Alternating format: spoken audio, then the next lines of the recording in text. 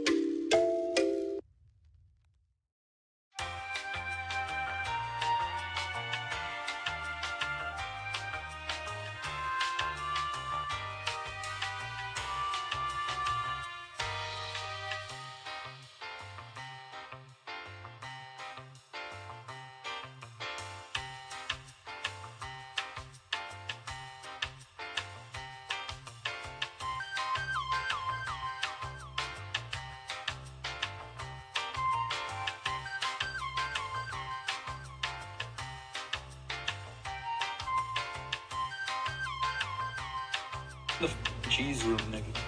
Dude.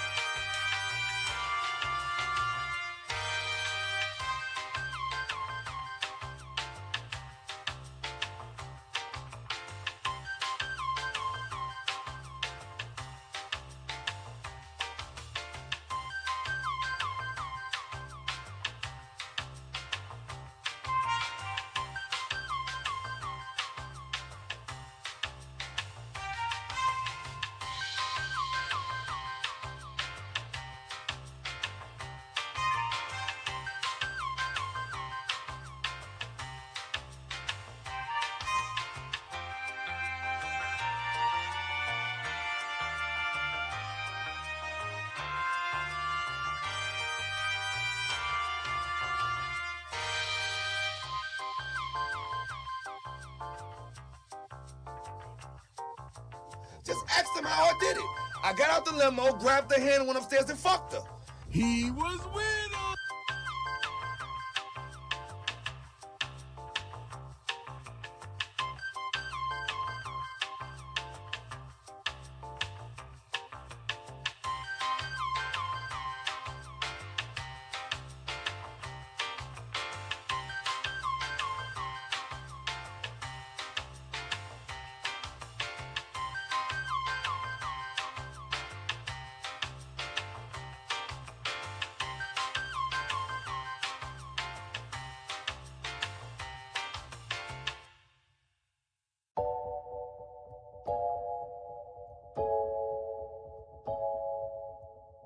I would have been swallowed up. Have you ever been swallowed up?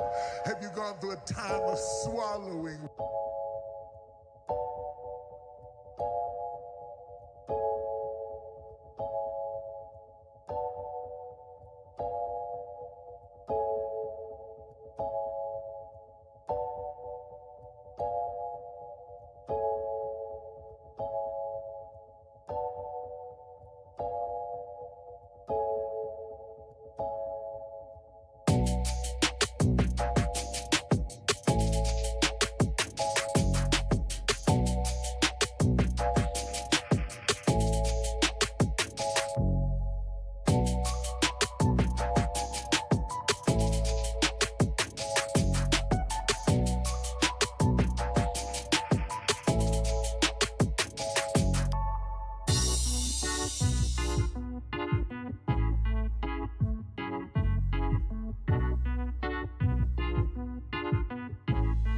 cheese room, nigga. Dude.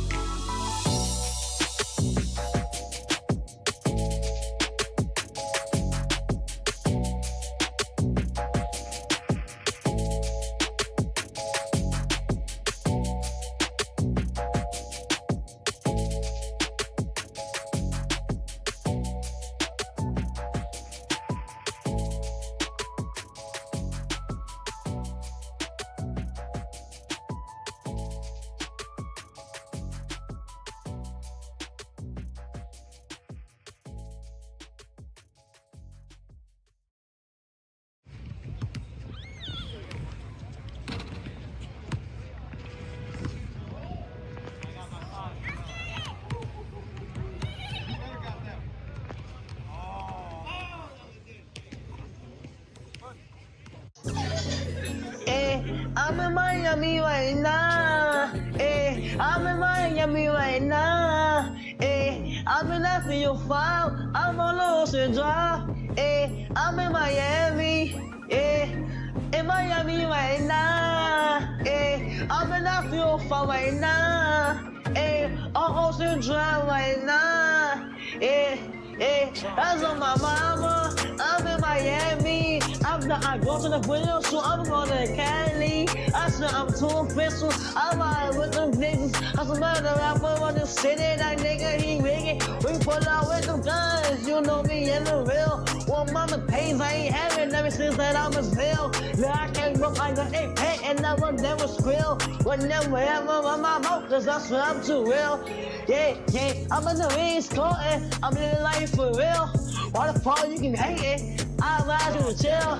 You gon' really piss me off, and I'ma pull up on the steel. I'ma pull up on the Draco and get your ass killed. Man, stop capping, cause I'm fucking wicked. I pull up to your city, tell me your location, bitchin'. You know we fuck that shit. My youngest know you killin'. I wanna grind, got money on my mind, no money on my wrist, so I can tell the time. You know I'm rapping the job and I'm trying to eat. All around the world I'm doing shows, I really come to eat. They trying to play on me, I swear I'm doing my shit. Remember my time I was poor and I ain't have shit. Every day I'm just riding by the same outfit. I done came up, I'm switching cars, now I'm switching shit. These niggas mad at me, ain't wanna clown me. I'm in Miami right now, I'm off of South Beach. I'm living large, I'm living life. They know me, wanna take my life. Yeah, it's on my mama. I'm in Miami. I'm out there doing this video shooting, going to Cali. I'm on my mama, I'm on my mama, and I'm in Miami right now. I'm in the 305, yeah, I'm on Ocean Drive. Pull up with a red car, my life is on now. They wanna play with me, they wanna clone me. I'm bad bitch, Latino, she wanna sleep with me. I'm in the 305 right now. I'm in Miami right now. On Ocean Drive right now. I'm in Miami right now. I'm in Miami. I'm in the 305. I'm in Miami. I'm in the 305. I'm in Miami. I'm in the 305. I'm in Miami. I'm in the 305. I'm in Miami right right now. Yeah, I'm a ocean drop. I'm in Miami right now. Yeah, I'm a ocean drop. Yeah, and the front car. That's don't look at me. All the niggas in the game, you can't see me. Cause I'm that nigga from the bottom. No, I will never change. Diamonds on my hoodie, I got diamonds on my chain. I'm in this song, no, that's right, ain't no game. Yeah. In Miami right now, and I'm 305, yeah.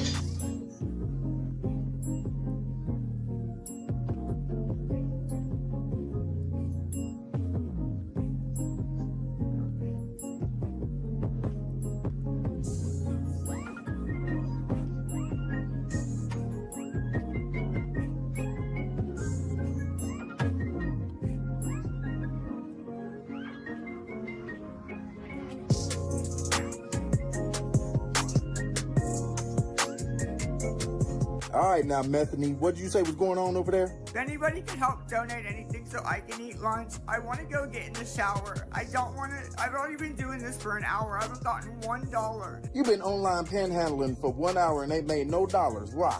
Because they were doing this. It don't come up. It don't come up. Oh, yeah, and saying your cash app don't come up. Well, why you don't just get a job then, Methany? No. I already explained that 1,000 times why I can't do that. Lord, these new content creators just be out here begging. Tell it to me and I'm gonna see if I can find it. It's the FAMX. Spell it. THEFAMX. Nope, ain't nothing pop up but an ad for Indeed.com. Now you guys can't find it, really? Why would I lie? I ain't got time to be messing with you and just making stuff up. If I go over here and I find it on my other phone. I'm telling you right now, it ain't gonna come up. Let me see. Go on Cash App. Just do it and then hurry up. I am. Shut up, Abby. Don't be rude. Abby. Because I have no money to eat and no smoke. And they're playing games. Playing freaking games. Ain't nobody playing games. Now I'm telling you the truth. I had somebody send you something. Just check your phone. All right, let me look. Yeah, she said check your inbox. Send it on Cash App or don't send it at all, ma'am. She said she can't find it. It's right here. Where? It's right here. Show me. It's right here. Hell yeah. She said she didn't send it to that. She said check your inbox. She sent you 20 job applications. Wow. Like, I can't believe that. Abby! Yeah, they having trouble in the house. That's a domestic. She said check your PayPal. I don't have PP. What you need some money for anyway? Like, how much you need, girl, for real? I need 25 to eat and maybe get a pack of smoke so I can get off of here and stop dealing with this. Roger that. She said we ain't finna help fund your addictions now, and you can go on down there and get you some food stamps for the one time. I don't have stamps! My son, they took him! They took him! Let me call you back.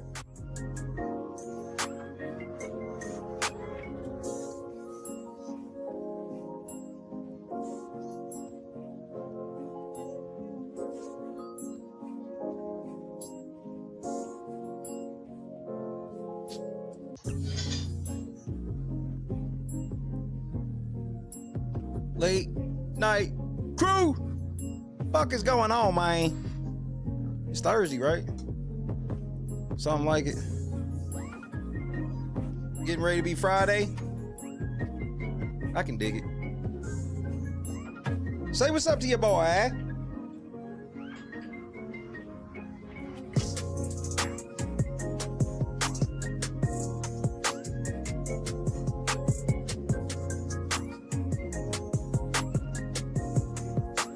Jan Scott Johnson, Bob Chadrick, OMG, P-Love, what's happening? Javon Barksdale, Anita, we in here.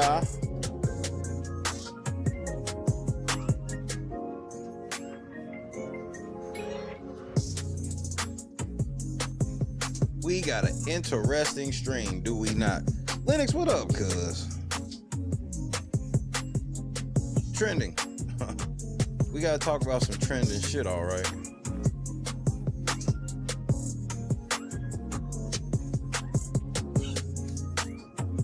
Cause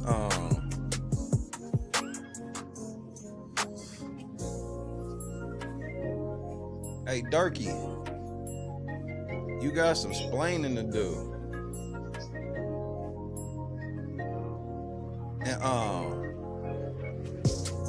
some people are even saying that Durk just got picked up by the feds, nigga.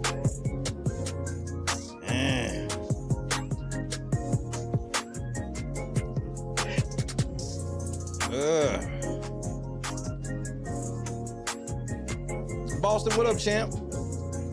B12, what up, cuz? Got like 6 minutes left in Friday around where I'm at. I'm just sitting here. I can't even believe this Durk shit right now. I'm gonna see what AK-47 talking about. Cause he just went live talking about they just picked up Durk. Y'all get them lights up. Y'all was waiting. Go get the lights up, man. Let me turn on subscribers only mode and monetize the live. Oh, so he got some exclusive news. This nigga didn't even set his live properly. Man, these niggas just stole my lighter, bruh. Hey, how do the mic sound? Is the mic okay now? Earlier it was tripping. Nigga, how you stealing my swag, bro? Okay, y'all niggas is stealing my swag. Y'all gotta get this shit out. Shout out to King AK-47. Boom. Voice of the streets. Good to go. This is breaking How do news. the mic sound? How do the mic sound? It sounds good, nigga. Break How the do the mic news. sound? This nigga Hey, sweating type and of one shit. if the mic is cool. Who the fuck is putting in and out, We nigga? got 500 people in the building. We got 37 in the building. Hit the like button. Man, hold on, man. I gotta go light my cigarette. I gotta go light my cigarette.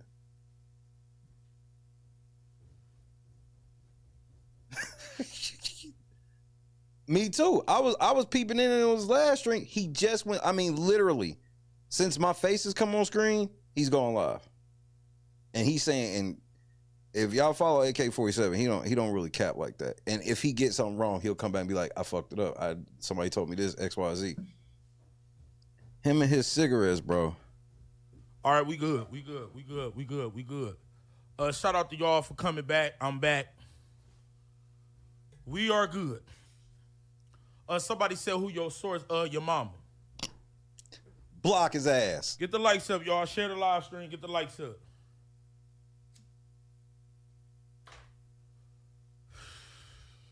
He was with us. So, I'm going to take it more serious than I took it earlier. You know, earlier the Lil Durk fans pissed me off. Y'all know I got to get one, but this is a real serious situation. I know a lot of people, I smacked on FanDuel again for $8.85. Mike's hard. Niggas, bro. With the ass end of the Terramana. Oh, he's getting ready to go in. The patrol. He getting ready to go in, nigga. Oh, shit. You feel what I'm saying? Shout out to my boy 16, Shadow Man 16. If you want to come up here, you know where the Discord at. We got to break this on down. I've been talking to some people behind the scenes. And I'm gonna keep it. What you mean, your mama gang? I ain't know you was. I was talking to you, so I don't know who the hell you is. Get the lights up, y'all. Everybody get the lights up. Everybody get the lights up. Get the lights up. Y'all know what time it is. Get the lights up. Okay, I'm like a dream. I ain't gonna lie, this nigga got the hardest fucking intro song of any YouTuber on earth, nigga. I ain't gonna lie. I'm gonna let you rock. You the only nigga I'll let rock that intro song on my show.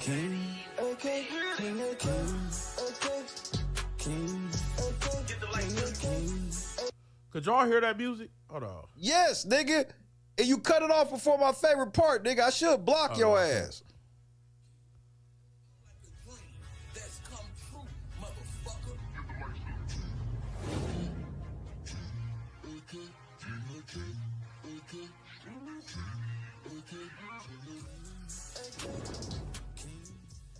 The lights up. Yeah. Everybody, all the moderators, get this cheap son of a bitch The fuck on my live stream. Get that chicken head ass bitch on my motherfucking life. Block his ass. I need everybody grab y'all drink. Went to the liquor store. I loaded up with alcohol, more specifically vodka, whiskey, beer, tequila, more beer, more vodka, more whiskey. Seems accurate. More beer. Hey, to all you young bitches. To all you old hoes.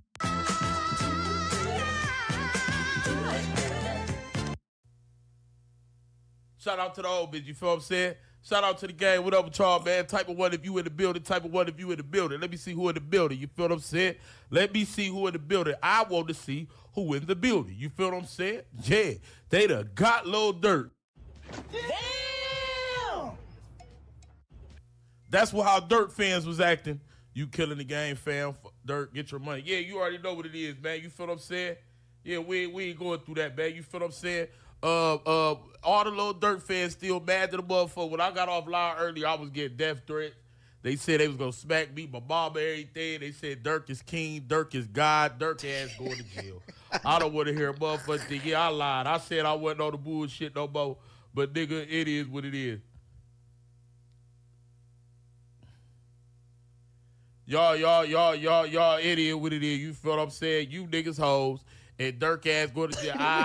All you Durk fans, I'm pissing y'all off today. They was laughing at Quado Rondo, now we laughing at you punk ass niggas. Nigga, you niggas make me sick. You niggas is full-blown bitches, straight out the goddamn pussy, and you motherfuckers dick ride another goddamn nigga. This a goddamn shame. So, I want everybody to tell we ain't laughing at Durk. We laughing at the Durk fans. Everybody type, you Durk fans mad to the motherfucker. You bitch ass niggas mad. OTF.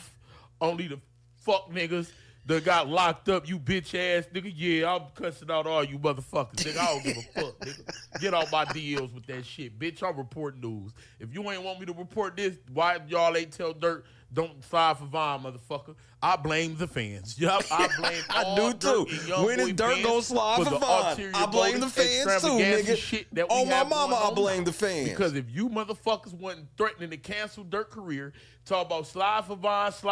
When Durk gonna slide for Vine? Maybe the big ass son of a bitch wouldn't have did a goddamn thing. Now you got all these OTF niggas running around here crying, exposing who the rats is, and this nigga wore wire and all this shit. You niggas telling on y'allself. Y'all supposed to say we ain't did a motherfucking thing. We don't know who the hell that nigga was and all that. Lil Pad people posted Lil Pad. The fuck y'all posted this nigga for, nigga? I thought you gangsta ass niggas said y'all wouldn't wish jail on y'all worst enemy. What's the celebration for? I'm talking about nigga 5 niggas get arrested and all these niggas talking about yeah. Playing late night by myself, nigga, I remember. Posting little pad pictures and shit. Wait a minute here. Wait a minute here. When did the streets get to do this? I'm telling you, man, I'm glad I did my thing in the streets and I left. When the streets get to do this? I mean, this some bullshit. Fuck is y'all posting these niggas for? You feel what I'm saying? Hold on here. Durk. And Durk is in album mode. Type of one. Let me see y'all in here. Get the likes up. $1,000 donation goal. Shout out to Red Eye for the $2. How much is for promo tonight? Drop what you gonna drop, nigga, and I'll promote what you want me to promote. Just don't make sure you show change a nigga. We $998 for the goal. Thank you, brother. Thank you very much, man. We $998. Hold on. I got some cash apps in this bitch, too. Let me see, man. Let me see. So dig, bro. Durk, look, I'm gonna piggyback off what AK-47-6. I've been saying it the whole time. Y'all niggas was screaming from the top of y'all fucking lungs. When are you gonna slide for Vaughn? This is all y'all kept saying. All y'all kept saying was when are y'all gonna slide for Vaughn? It literally became a meme.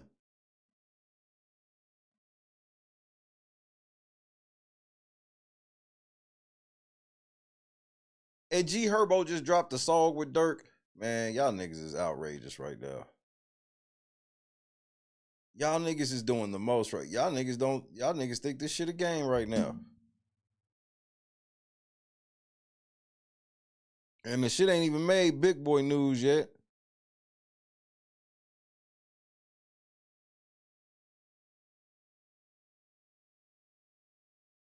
We gonna fire this video right here up.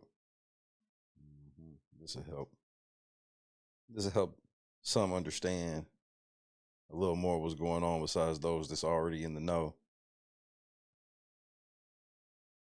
First of all, I still believe Lil Durk worked for the feds. I still believe Lil Durk worked for the feds. I believe his daddy worked for the feds too. Big Durk and Lil Durk worked for the feds. Durk's supposed to be, bro, Durk, everybody that's been near Durk is either dead or in prison.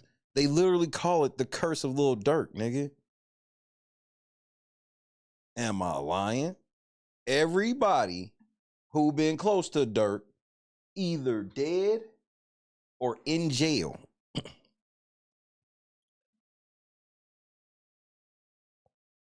That sound like the feds to me. That sound like a good federal agent. Everybody he investigates either dead or in jail. Sound like he up.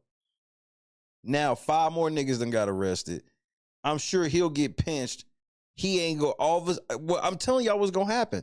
The 5 niggas that got locked up ain't beaten, now charged. All of these niggas can band together and tell on Durk, and they still not beaten, now charged, and nothing's gonna ever happen to Durk. People forget that the moment that King Von got killed, Durk beat a charge. People forget that part. The moment King Von died, Durk beat a charge right then.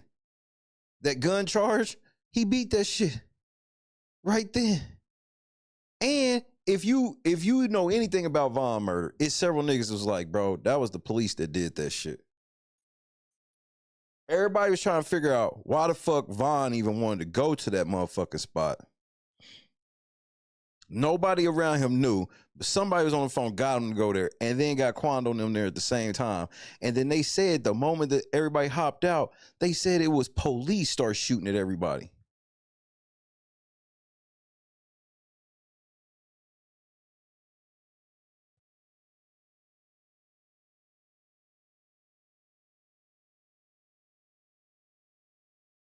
This crazy, bro.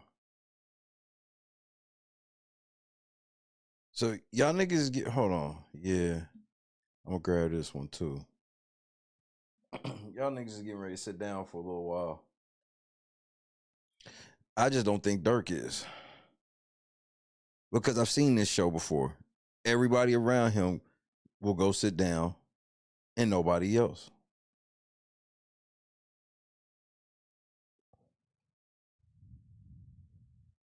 And these are the situations where academics gets full on exposed.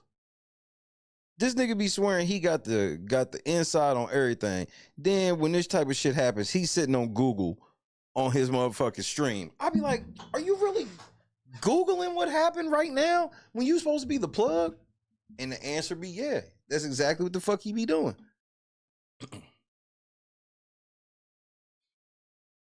And then look, all of this shit happening right at the same time when it looks like look, they taking forever, bro. Just let me say this. They taking forever to decide on this mistrial for YSL.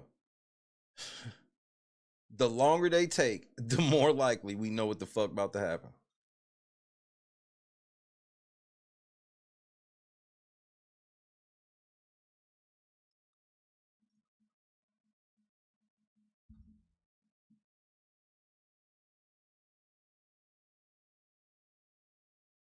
And see, this probably what this is what got everybody fucked up. Y'all must have had something to do with this. Lil Durk and them must have had something to do with this. Cause I'm like, why all of a sudden the police, I'm like, they really watching Durk and them like that?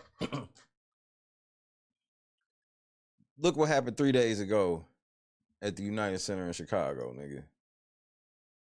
Look what happened 3 days ago. Oh, man. Tactical nuke incoming! Hit the fucking like button. Please. Or get the fuck out, nigga. You know what the drill. Fuck you.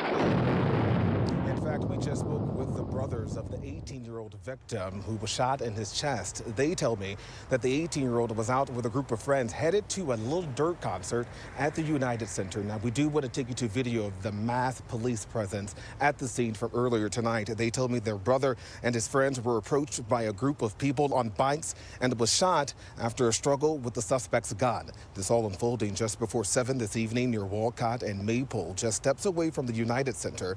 Police say a 15-year-old boy was shot in the hand and was grazed in the abdomen. That teen is the only one listed in good condition. That 18-year-old man, who family members say is from Elgin, was shot in his chest, and a 19-year-old man was hit in the rib area. Both are listed in critical condition. Relatives say the suspects tried to mug the group of friends before shots were fired. Parked, they were waiting for their friend to arrive, and then 4 kids pulled up on them, had their guns out, 2 on divvies, 2 on feet, and then they go up to them and, they mug them. They pull his girlfriend's purse, make her empty out the pockets, then they go to him, make him hand over all his stuff and everything. They pistol whip him again, and he goes to the ground. He grabs for their gun, from what his girlfriend has told me, and then they shoot him. Now, family members say that the victims are undergoing surgery. As we speak, police say so far no one is in custody. Watch breaking news.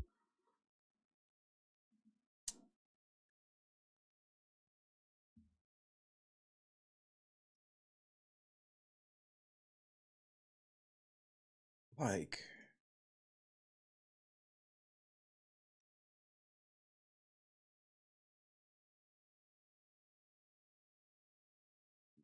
they just be on some other type of time at this shit, bro.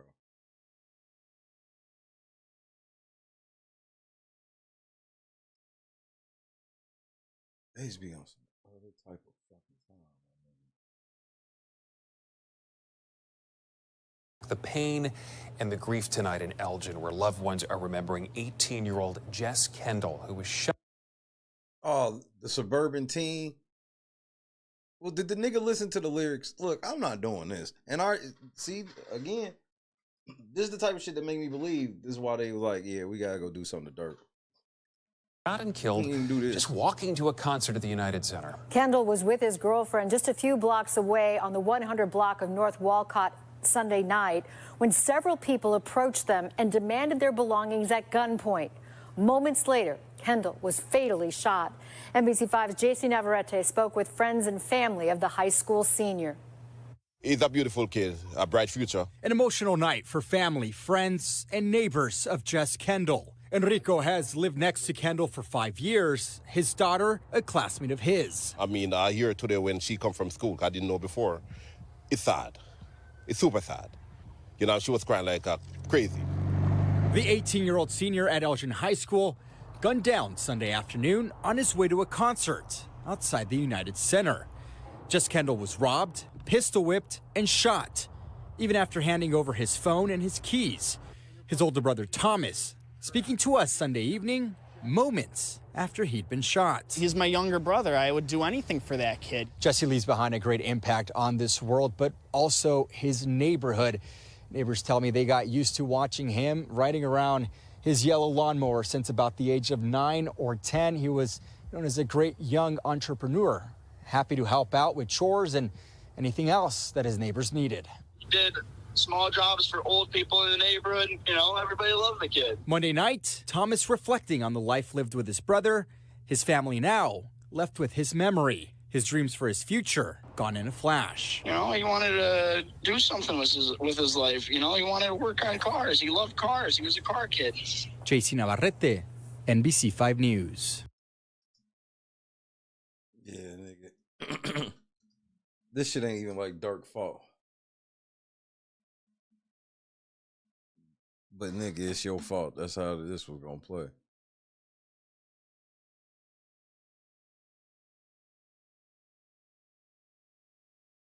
What?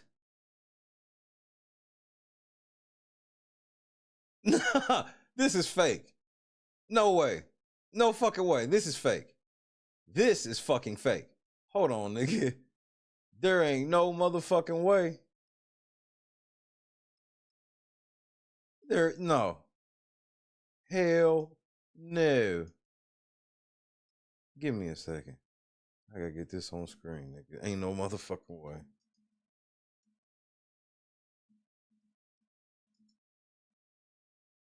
Kyle, what's happening, cuz? Choose compassion, what it do? Nigga, you crazy. This is I'm fucking flabbergasted at what I'm about to show y'all. I'm flabbergasted.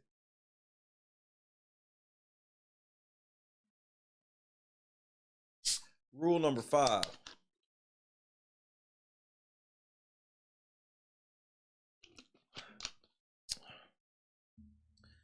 Flabbergasted. Well, how many days ago was this? This was 5 days ago.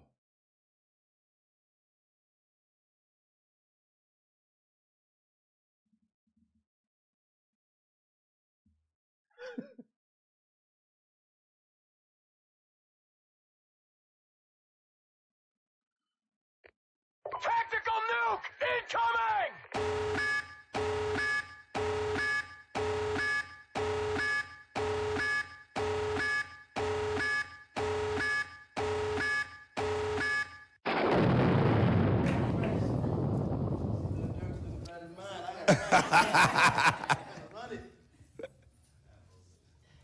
That's history in making, people. That's history in the making.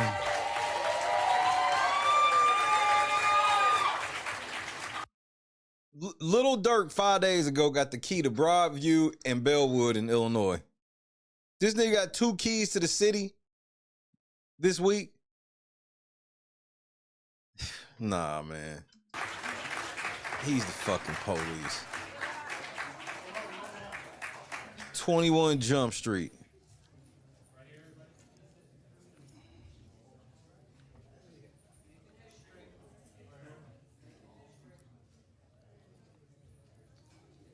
What planet am I on, nigga?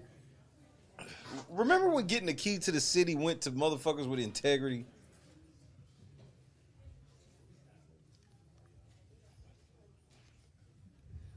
All right. And then while we get ready to go through this. Now this nigga's Muslim. Not Muslim. This nigga's Muslim. He identifies as Muslim. I can't believe. What the is this camera on me?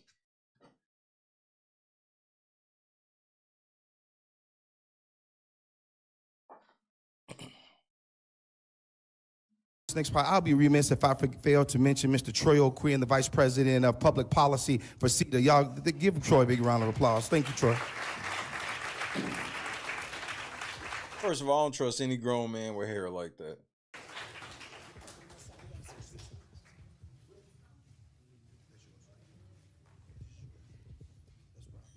This nigga, I can't believe what I'm watching, nigga. So I'm gonna ask my daughter Sydney, who's an educator, to come help me present this key to Lil Durk. No, this is fake, nigga. Ashton Kutcher, will you come out already?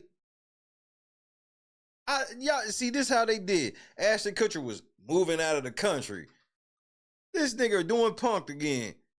Ashton Kutcher about to come right up from up under that nigga dress, nigga. No government name, nothing, nigga. They getting ready to get a key to Lil Durk, nigga.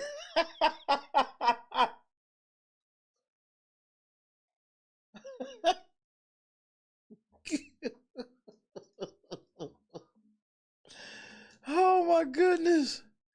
These niggas is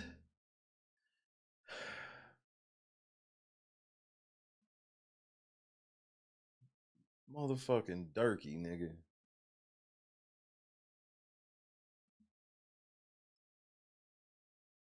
Come help me present this key to Lil Durk. I'm done, man. I'm just beside myself. Durkio, aka Dirk Kato, nigga. Hey Dub, what's that? Yeah. He a Muslim now, hey Dub. This is when you know a nigga trying to beat a Rico. This nigga was in the video with Pooh Shiesty and shit. Nigga, Pooh Shiesty locked everybody that's ever fucked with Dirk dead or in. Bro, what's up, Muwap? Like everybody, bro. This nigga trying to beat him. Now this nigga trying to beat a motherfucking Rico, nigga. Nah, I'm Muslim. What? Dissing on my family, now his ass up in them woods, huh? And we all know who you talking about, Dirk. That's just not a random bard. That's a real person you talking about.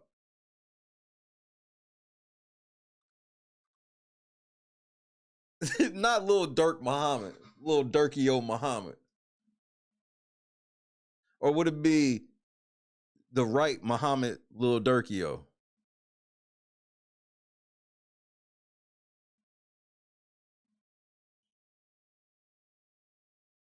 So I'm going to ask my daughter, Sydney, who's an educator, to come help me present this key.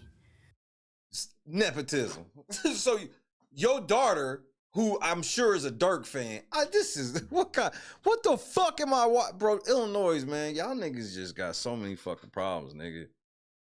I'm getting ready to tell people to vote for Trump so he can put a fence around that motherfucker, man. Y'all, bro, I don't know. Y'all niggas, bro. What are y'all doing in Illinois, bro? Y'all are trying, bro. Y'all trying to get in trouble. Kind of cut one time, lady shall break out the fucking Methuselahs. To Lil Durk.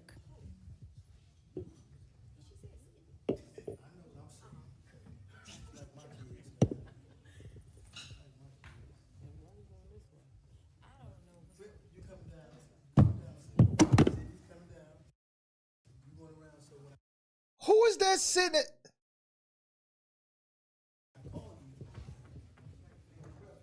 Mayor Andre Harvey, Sanaya Harvey, Jasmine Harvey. Nigga, that looked like a Dirk fan sitting behind. Not these kids are Dirk fans and got their daddy to. So Dirk Banks, also known as Lil Durk. Thank you. At least you said that. Jeez. Brings me great honor and pleasure as the mayor of the Village of Broadview to present this key. And so on behalf of the Village of Broadview, we are honored to present this key to the city, to Dirk Banks Neighborhood Heroes. This key is a token of our appreciation for your collaboration and partnership on today's date, October 18, 2024. I wish I could put the camera to the window right now. The two real baby kitties are playing in the windowsill. They sits back here at times.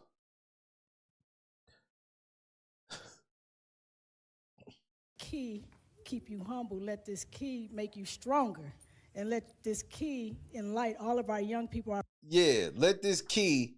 Look at this bitch. This bitch got on a Playboy shirt. Of course, her daughter come up. She trying to get chose. She got a VIP pass. What the fuck is this shit, nigga?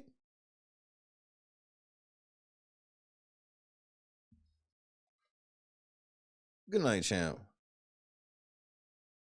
Regina, what's happening? She got on a Playboy shirt, midriff, got her belly out, nigga. Dirk don't want to fuck you.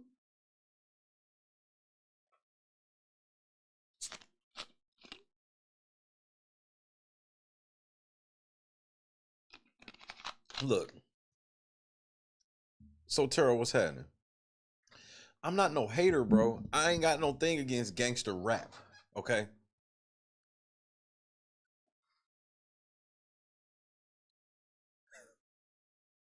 There's a difference between rap and shit. Like, okay, for example, the shit they was calling gangster rap and shit, the people that was rapping it, it was known that they were not practicing actively these things, right? Dirk is not known as a gangster rapper. He's known as a drill rapper. And that has a very, very specific meaning. This nigga's a drill rapper.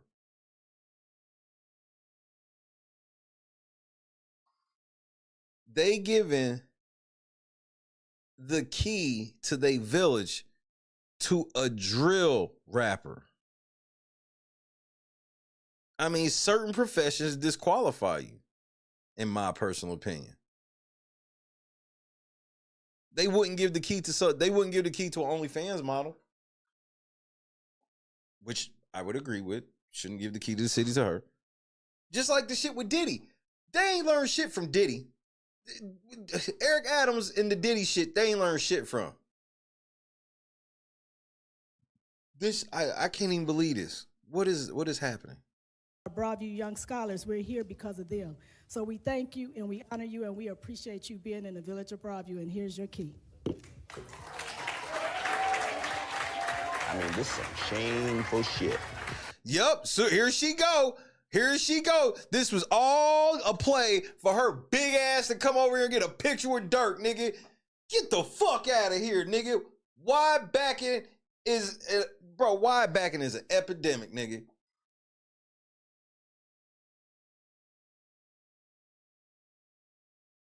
Her wide back ass couldn't wait to take this picture with Durk. All this shit was about was this spoiled bitch, her spoiled ass kids like, yeah, we want you to get a Kid City to Durk so we can get Durk to come here.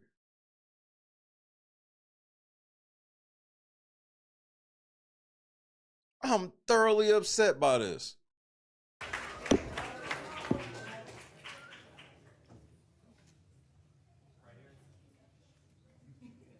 Yeah, this picture gonna age like milk. 5 days ago, y'all took this picture.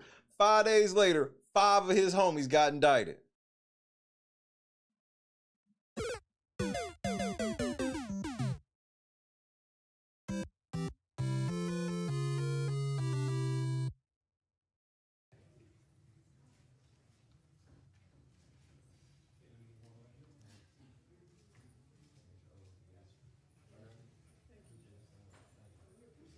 Nigga, why'd you throw up some of them gang signs you be doing? Yeah, he shook your hand. You thought you was getting another hug, bitch. No. All right, my nigga. That's what Durk whispered to her. Durk was like, all right, my nigga. Rhonda was happening. Watch. All right, my nigga. Yeah, all right, my nigga. Yeah, good to see you, my nigga. Yeah, you keep it good. She's shitty, nigga. She thought that nigga was gonna be like, yeah, I see you after the meet and all that shit, nigga. All right, my nigga.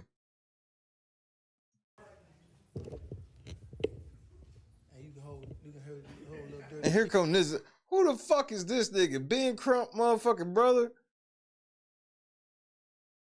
Look at this nigga head, nigga. He don't want to let it go. Hey, we know the key is first from Broadview, and you didn't know the picture. Go ahead. And this is my sister from Broadview, and I love her so much. And I want to thank my sister first for inviting me and making me feel special and making us in the Village of Bellwood part. Ivan, what's happening? Next, I want to get to Lil Durk. Man, I want to thank you so much for all the hard work and the things that you do.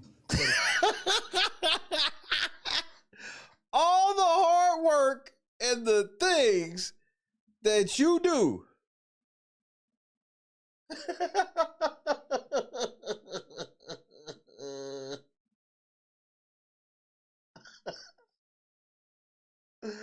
What planet am I on, nigga? What fucking planet? This is not real. I'm in the fucking Twilight Zone, nigga.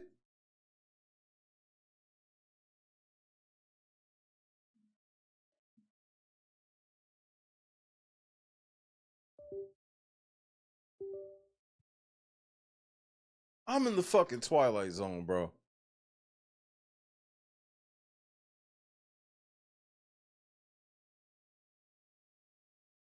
Hold on, bro. That just stopped me dead in my tracks. Because, bro, it's one thing to give him this shit, but why are we sitting here acting like this nigga is not who he is? All right.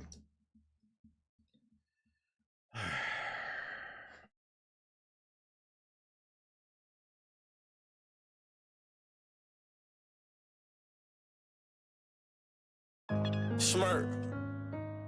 Big brother. Cherry production. I don't know when you get something back from me, shit. You gotta get it, this shit in blood, homie. Bitch, I got my own fight, don't need security in the club. All they wolfing on the net, nigga, I thought you was a thug. I ain't got nowhere to go, I shot up everywhere they was. Yeah, you know who took this shit from you, come get it back in blood. Bitch, come get it back in blood. We ain't mask up, no Dodger X, niggas know who it was. They storing shit just like the 80s, want some back, get it in blood. Yeah, you know who took that shit from you, come get it back in blood. If your nigga killer ain't dead, you should wear no RP shirt. We had 300 shots up in the car before we picked up dirt. You niggas who ain't got shit going, go grab a glizzy, get alert. Shots to G-Post RP and the reason he in the dirt. You gotta know I go too far. Got 2 O's up on this 100, one of them might stand for O-Block. About 20 some shots left up in the K, 15 still in the Glock. Leave my door unlocked and stop, I like getting on feet, park the car. We get up close, do them dirty, I ain't showing love. 11,000 all ones, left my right pocket in the club. These blue faces up on me dirty, I went got it out the mud. If I took some, get it in blood, I don't give a fuck where we was. Bitch, I got my own fight, don't need security in the club. All they wolfing on the net, nigga, I thought you was a thug. I ain't got nowhere to go, I shot up everywhere they was. Yeah, you know who took this shit from you, come get it back in blood. Bitch, come get it back in blood. We ain't mask up, no Dodger X, niggas know who it was. They storing shit just like the 80s, want some back, get it in blood. Yeah, you know who took that shit from you, come get it back in blood. Killed your man, you keep on talking, better get that shit in blood. Give my shorty them a dub, then they gon' walk inside the club. Hit his little ass with that switch, I bet that switch up his nerve. Fuck the ops inside my city, little bro, put them in the mud. You can't come back to your hood, huh? No. He was dissing on my cousin, now his ass all in that wood, huh? Book his ass, I wish he would come. Pussy. V-Roy pop up out that car with that new Glock, I wish he would run. His ass playing, bitch, I'm really icy. Really icy. Who shicey, that's my dog. But fool, you know I'm really shicey. You told all them OT niggas that you really slide. Pussy. Tell the truth about your game, bitch, they really dying. Bitch, I got my own fight, don't need security in the club. All they wolfing on the net, nigga, I thought you was a thug. I ain't got nowhere to go, I shot up everywhere they was. Yeah, you know who took this shit from you, come get it back in blood. Bitch, come get it back in blood. We ain't mask up, no Dodger X, niggas know who it was. They storing shit just like the 80s, want some back, get it in blood. Yeah, you know who took that shit from you, come get it back in blood. Bitch, come get it back in blood. Big brr. Cherry production. Shout out to V-Roy, huh?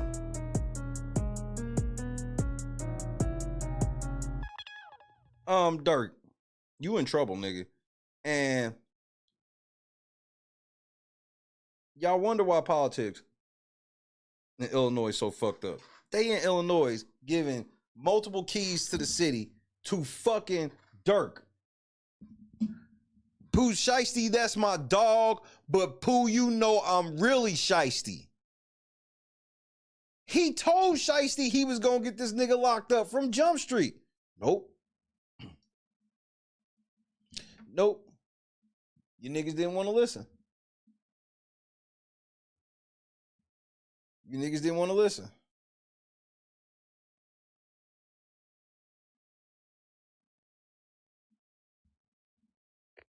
Tactical nuke incoming!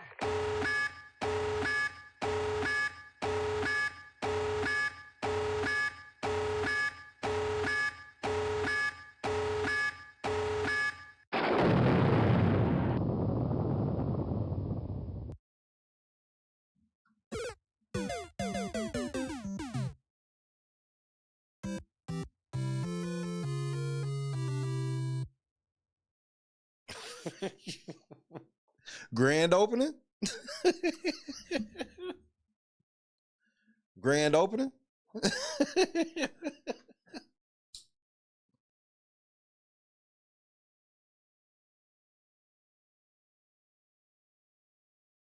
grand closing. Now, there's always a chance this could be fake. I'm not sold on it yet, but I don't think the funny part is I don't think Durk going anywhere, nigga.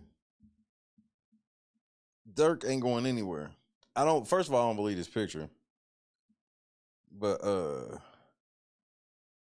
even if the picture is true, Durk goes nowhere. He the police. I've been telling niggas this shit before Von died, nigga. Well, at least after Von died for sure. But if you really do your homework on motherfucking Durk, you'll find out that this nigga, he's just if everything is just as coincidental as they want you to believe it is,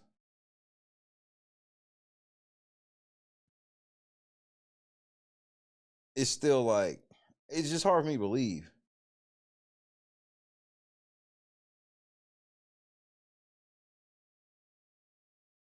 So, nah, that shit looks like this shit look like AI. This looks like this looks like somebody took a Durk picture and used AI to make Durk look like he is in a mugshot.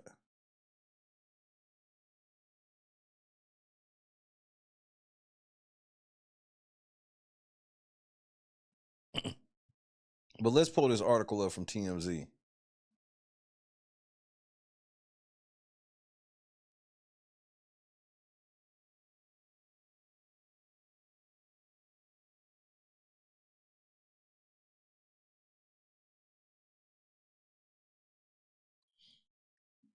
Quando Rondo, alleged members of Lil Durk's OTF indicted in murder of Quando Rondo's cousin.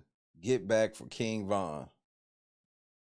Federal agents swooped in and arrested 5 men in connection to the August 2022 shooting in Los Angeles that killed Quando Rondo's cousin, and now they're being charged with conspiracy to commit murder for hire in retaliation for King Von's death. Federal prosecutors in California announced the grand jury indictment Thursday of Kevon London Grant, a.k.a. Vonnie, DeAndre Dontrell Willis, a.k.a. Didi, Keith Jones, a.k.a. Flocka, David Brian Lindsay, a.k.a. Brown Eyes, pause, and Asa Houston, a.k.a. Boogie. Durk isn't a defendant here, because he never is, but he's been vigorously fighting the label that OTF is a gang in a separate case involving the slaying of his rival, FBG Duck. Von ass on go, like a dummy. Prosecutors claim the August 22 shooting stems directly from the November 2020 altercation in Atlanta where Quando associate Lil Tim shot and killed King Von after a fight broke out. According to the incident, the alleged OTF gang members set up a bounty and used a credit card that was associated with the label to book plane tickets to travel from Chicago to California in order to hunt down Quando after learning his whereabouts.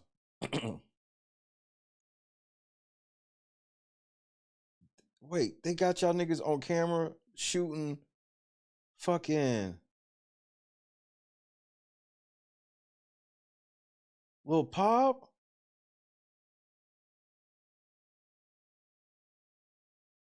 Oh, shit. Feds claim Grant flew himself on a private jet from Miami to Cali to oversee the deadly operation and secured the hotel rooms and other necessary tools used to carry out the hit. Man, they got y'all niggas caught. The feds claim Grant helped procure cars, ski masks, and firearms to carry out the deadly plan, including renting the BMW and Infiniti sedans fitted with fake license plates to the group allegedly used. Prosecutors believe Quando was the intended target and was sitting in the vehicle at the time, but the bullets wound up ripping through his cousin Xavier Robinson instead.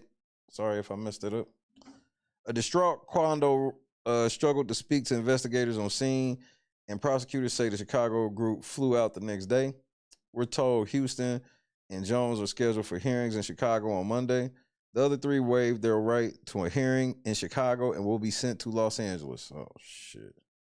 Durk and Quando cooled off the back and forth exchanges shortly after and resumed their rap careers. Ironically, they both have albums drop in November. So Durk told on y'all niggas. Y'all went and slid for Von, and Durk told. Durk is the fucking feds. That's why they gave this nigga key to the city. They know this nigga 22 Jump Street, nigga.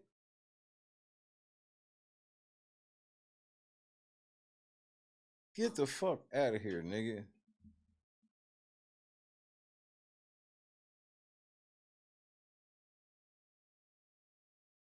These niggas all on fucking camera. They know about the fucking cars and shit.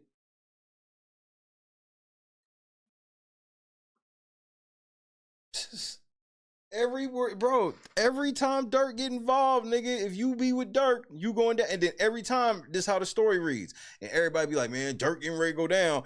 And then you read the story and you see that, oh, it's just everybody near Durk. Yeah. It's always like, basically like, Durk is the only good one. They want you to believe that they wait till Durk leaves the room and then do all this dirt. And Durk, there's no connection.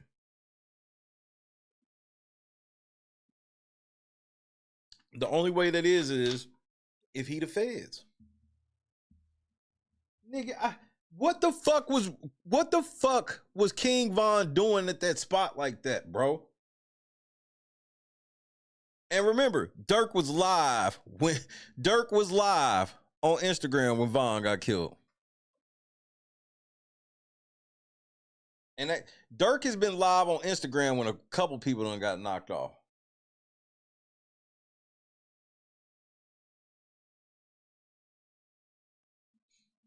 Y'all niggas don't even paying attention. It should be right in your face.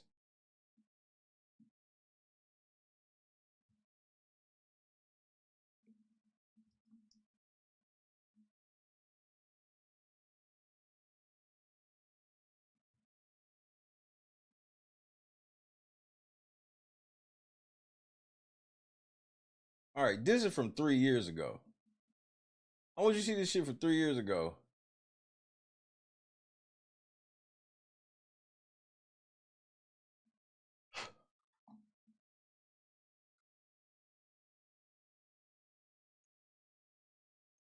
Hey, Sean Cotton, I see you posted that same picture, bro. Are you ready to stand on that? Or are you taking the this is what they say, but I ain't saying it approach? No, and you know, either don't matter. I just want clarification. Yeah, he was live when Duck got knocked off. He was live when Von got knocked off.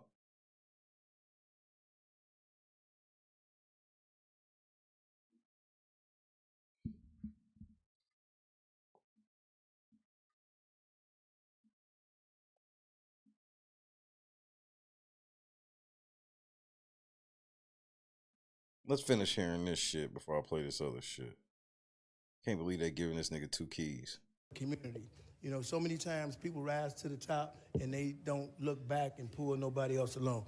One thing I can say about you, you always pulling the next man along. And what? Neighborhood Heroes is just a blessing to the Chicagoland community. And I hope it stays prosperous and continues to grow and grow and grow. Now, I want to be the same thing she read, but it's... Nigga, what the fuck is prosperous? They say the same thing. So I'm gonna let my daughter read it. Come on up here, girl. She's a nurse and she been. Oh my Lord, nigga. Oh my God, bro. From the streets did she emerge, and to the street she will return. She belongs to the streets. You thirsty ass bitches wanting to meet Durk, bro. Oh my goodness, bro.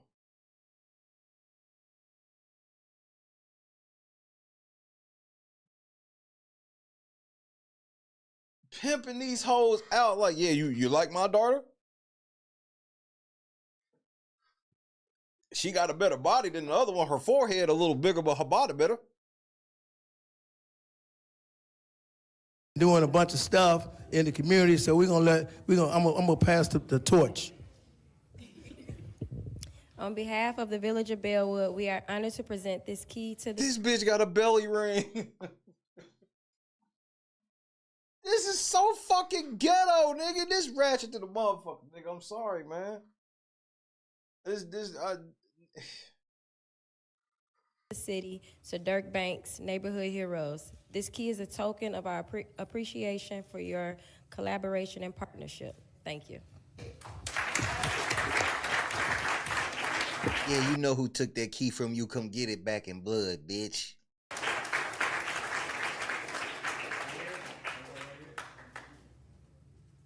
Hot. Oh, no! Bitch, you not up here with... This bitch got on ripped jeans and a crop top, nigga.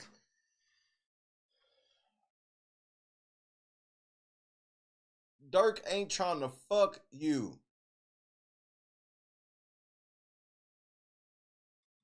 Nigga, I don't just...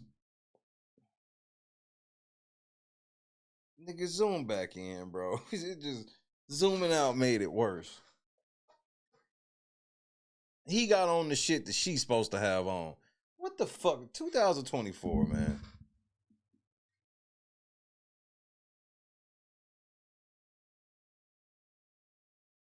Shit, they all crash dummies. Vaughn was a crash dummy for motherfucking Dirk. They all crash dummies for Dirk. Because Dirk end up telling on all of them every time.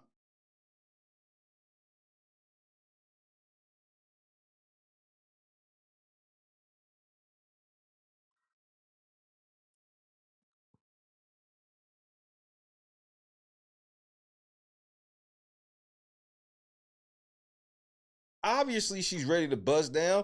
That hair is fresh and everything, nigga. See? Immediately.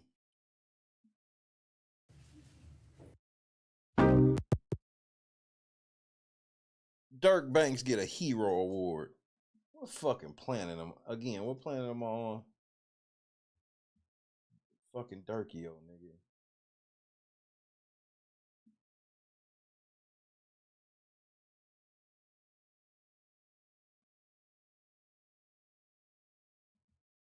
Let me see what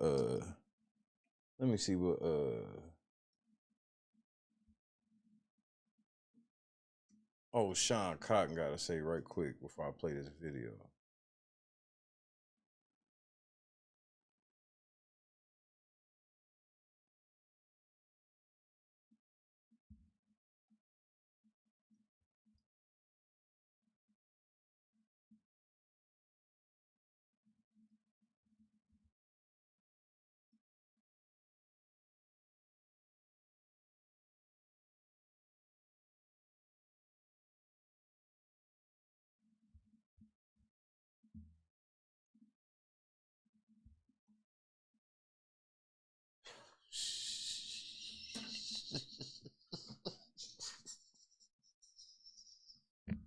Tactical nuke incoming!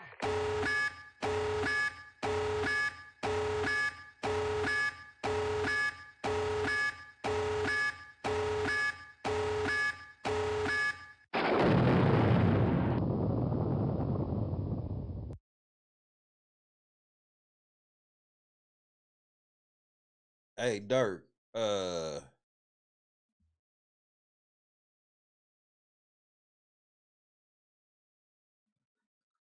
Look like you sitting down right about now, partner. Carefree, what's happening?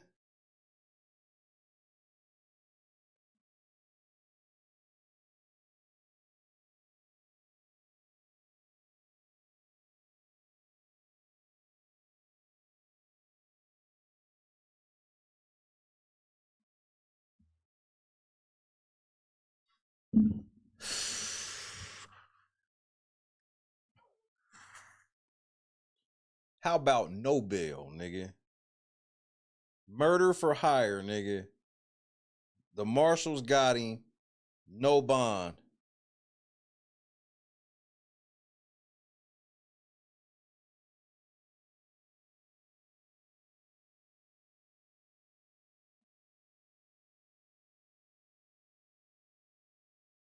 Bond type NB, no bond. Bond amount 0 because there's no bond.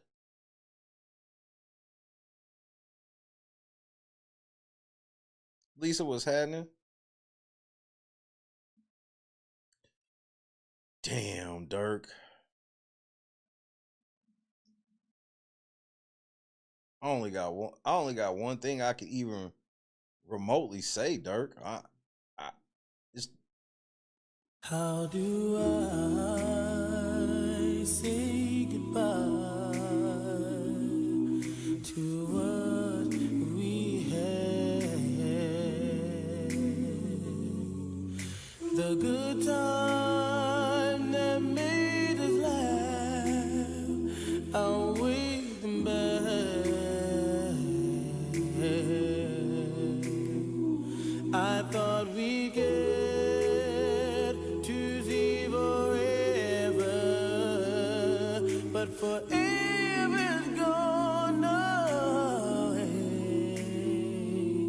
It's so hard to say goodbye to yesterday.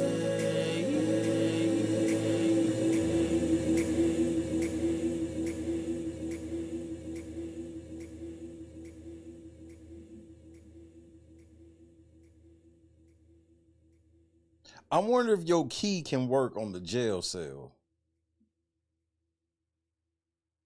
You know what? Don't worry about it.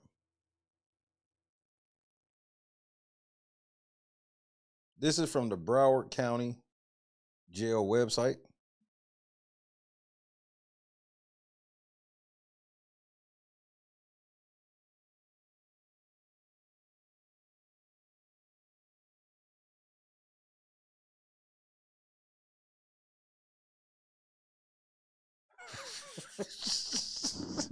Durk, I held on for you. I held on. I even tried to put you in the dirt. I try to be as light with it as possible, but nigga, you sitting down. But I still think he the police, so somehow he gonna beat this. What's the visitation schedule?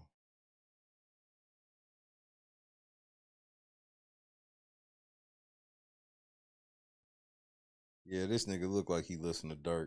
Man, he getting out.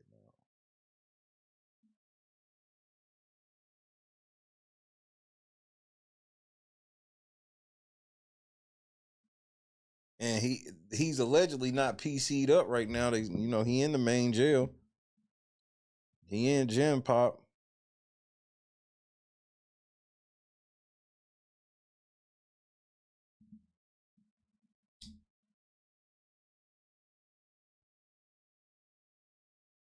$2024, bro. Got another one, nigga. Durkio, nigga. Arrested 10/24.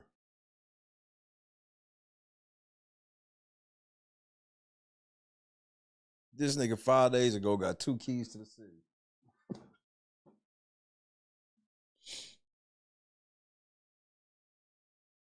He got 2 keys to the city.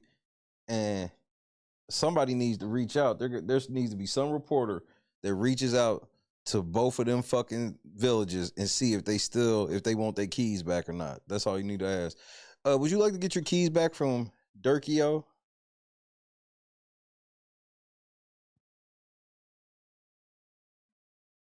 Six motherfucking days later, this nigga's locked up, murder for hire. After getting the key to the city, you niggas just. Did y'all even perform the slightest of background checks before y'all decided to get this nigga the key?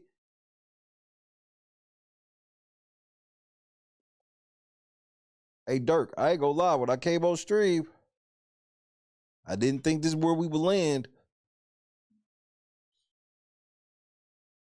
This is big boy. You ain't getting out. You ain't getting out. Hey, and y'all know what that means, right? Y'all know what that means, right? Yeah, Perky. He about to be Perkio. You know why he gonna turn to Perkio where he going? Because, nigga, somebody snitching.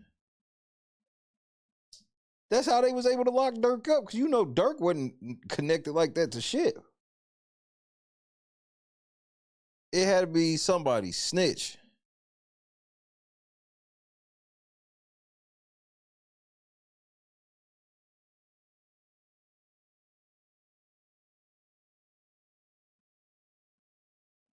Man, I don't think Fonnie Will is gonna be able to get a piece of this nigga. This nigga got to go to Cali. This nigga facing murder for hire in Cali, nigga. She got to wait her turn.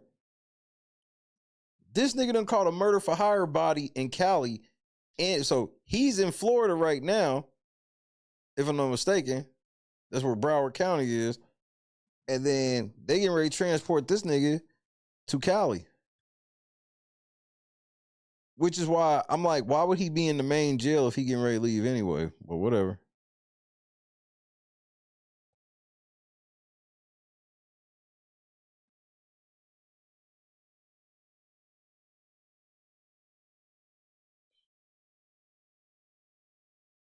So I'm not gonna believe it's real until this nigga show up in court in California. Because until then, I'm like, he gonna get it, bro. Just Durk really got no bond. I want to believe this so bad. This is from the official shit. This ain't like no screenshot, nothing. This is from the official shit.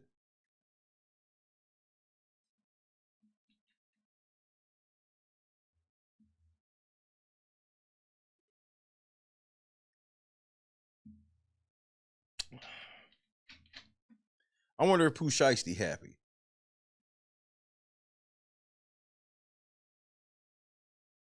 Like, I don't expect him to come out and say nothing, but I truly wonder how Shiesty feel about this.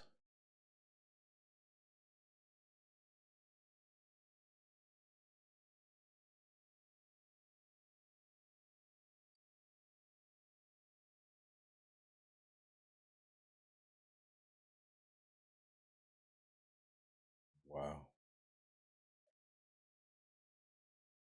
So yeah, the Durk fans about to be mad. Me, I'm sitting around like, what took so long? And bro, here's why I'm still not sold. Like,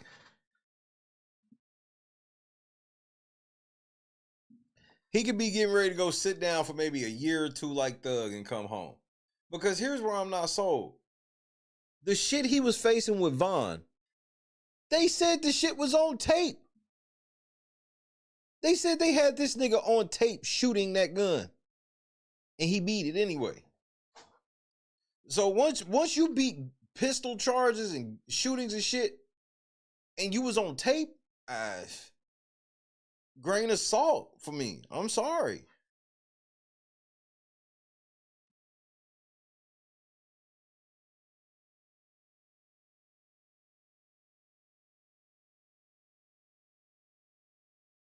But then we gotta face reality though, too, though.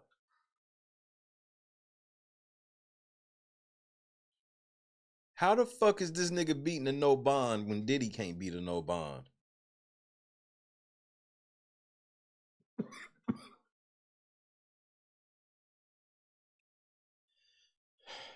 Now, I will say,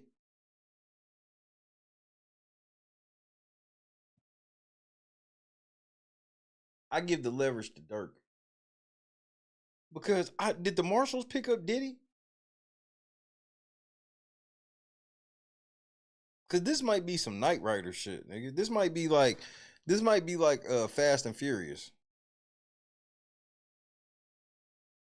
Remember when they locked O'Connor up and that's how we found out O'Connor was actually the police?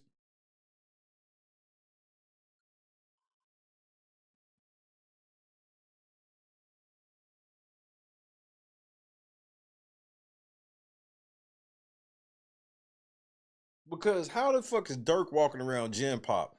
You mean to tell me all of y'all niggas is scared? Y'all niggas in a whole nother state are all scared of Durk.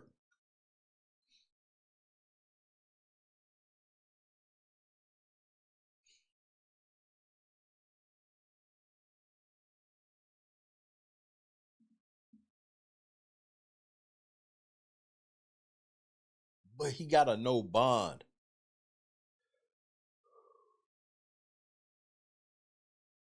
I just don't know how he straight jackets out of a no bond. I guess the best it could be is he appeals and then eventually gets a bond. Or maybe, okay, I think what it is especially since it says hold for U.S. Marshal, I think what it actually is they just got him and they probably got to get him to Cali. They probably got like a few days to get him to Cali. And then he'll have a bail hearing. So I think this is just a preliminary. And I think he'll actually have a bail hearing. Now, will he actually get bail at that hearing? I guess we'll wait and see.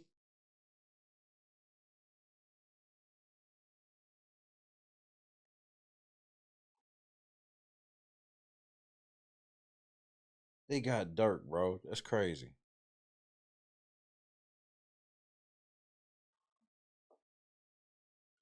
I thought they was gonna tease the Rico. Because normally, like, when they be picking up niggas around. See, and again, now this brings me back to Diddy again. Every time everybody else get locked up, it's a bunch of people get locked up with them when they claiming all this shit went on. So yeah, they got this murder for hire with Durk, but they got Durk and 5 other people. They had YF and Lucci and other people. They got Thug and other people. But for some reason, they just got Diddy and nobody else.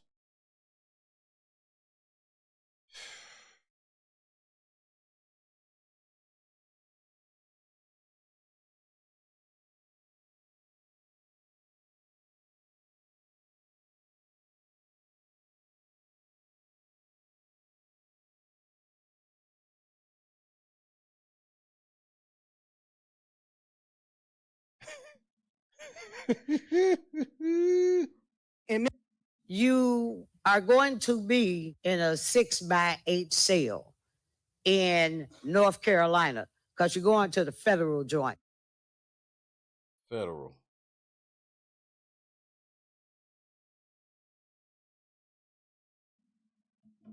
You going to the federal joint, nigga. They got this nigga, bro. Well, I've heard some of your songs, Durk, and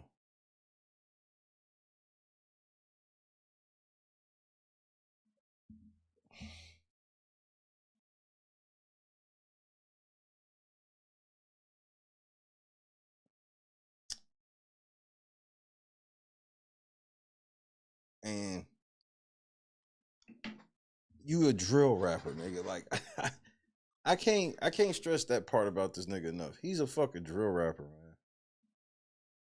Which that's his business, man. I ain't even like, I'm not like that type of old head yet.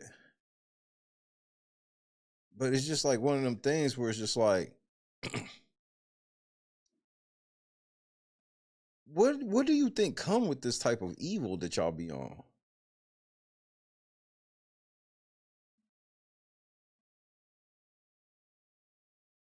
Because back in the day, even when niggas was talking about doing the murder shit and whatnot, a lot in they raps, a lot of times it's talked about in self-defense.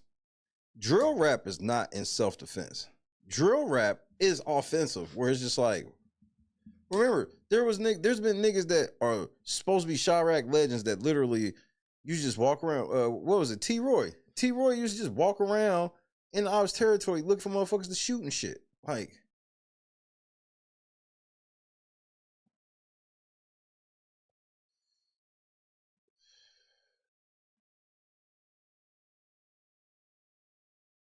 I mean, I'm supposed to really in my life believe that this nigga, I'm supposed to be surprised that this nigga caught a murder for hire. Hey, they tell me I can't be around no gang members. Y'all got me fucked up, nigga. I go well with my killers.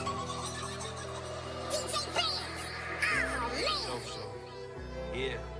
Let's get it. Throw that mask on. When you jump out first, you better blast. Yeah. We don't like slow shit on hits, them switches fast. Gang. Ain't gon' lie, the city hot with strikers, they don't last. Turn on. When you pop in with your killers, you better check your gas. Man, what? We don't party on other blocks, they fuck with other ops. Let's get it. He come around like you gang, that got your brother shot.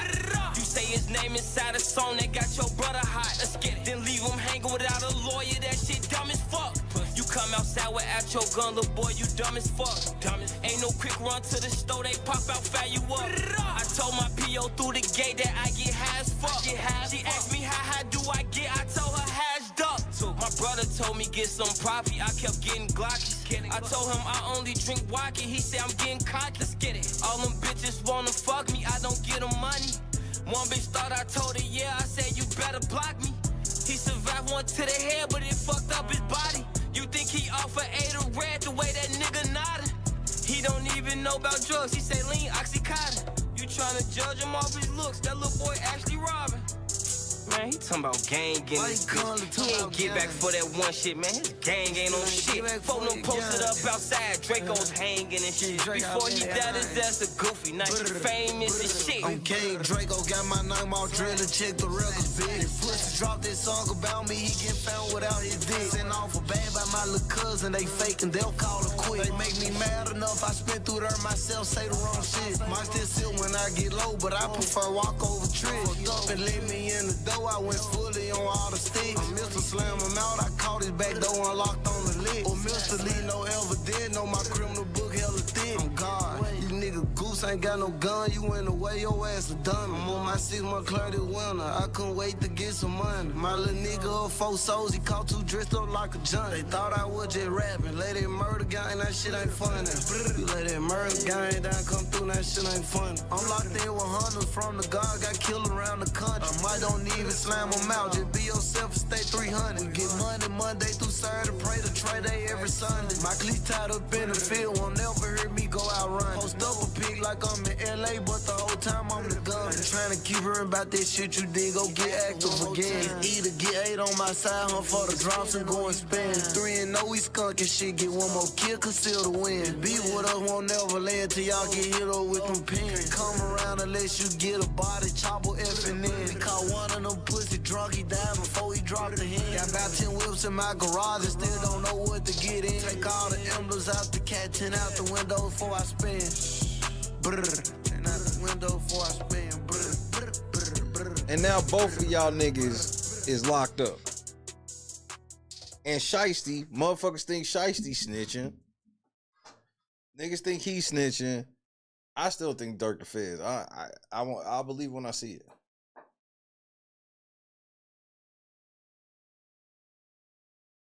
But am I surprised the nigga that did the song Should Have Ducked is locked up for murder for hire? No, I'm not surprised. Now, I am surprised that they weren't able to pin Duck on him, which that's what makes this alarming on some real shit. They couldn't get him on Duck at all. But now they got him for Quando out in LA.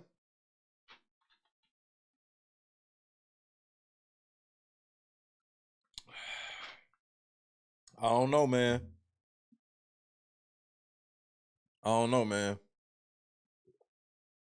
I do know this is bad for Mr. Banks. This nigga just got 2 keys to the city less than a week ago. Shouldn't have got now on.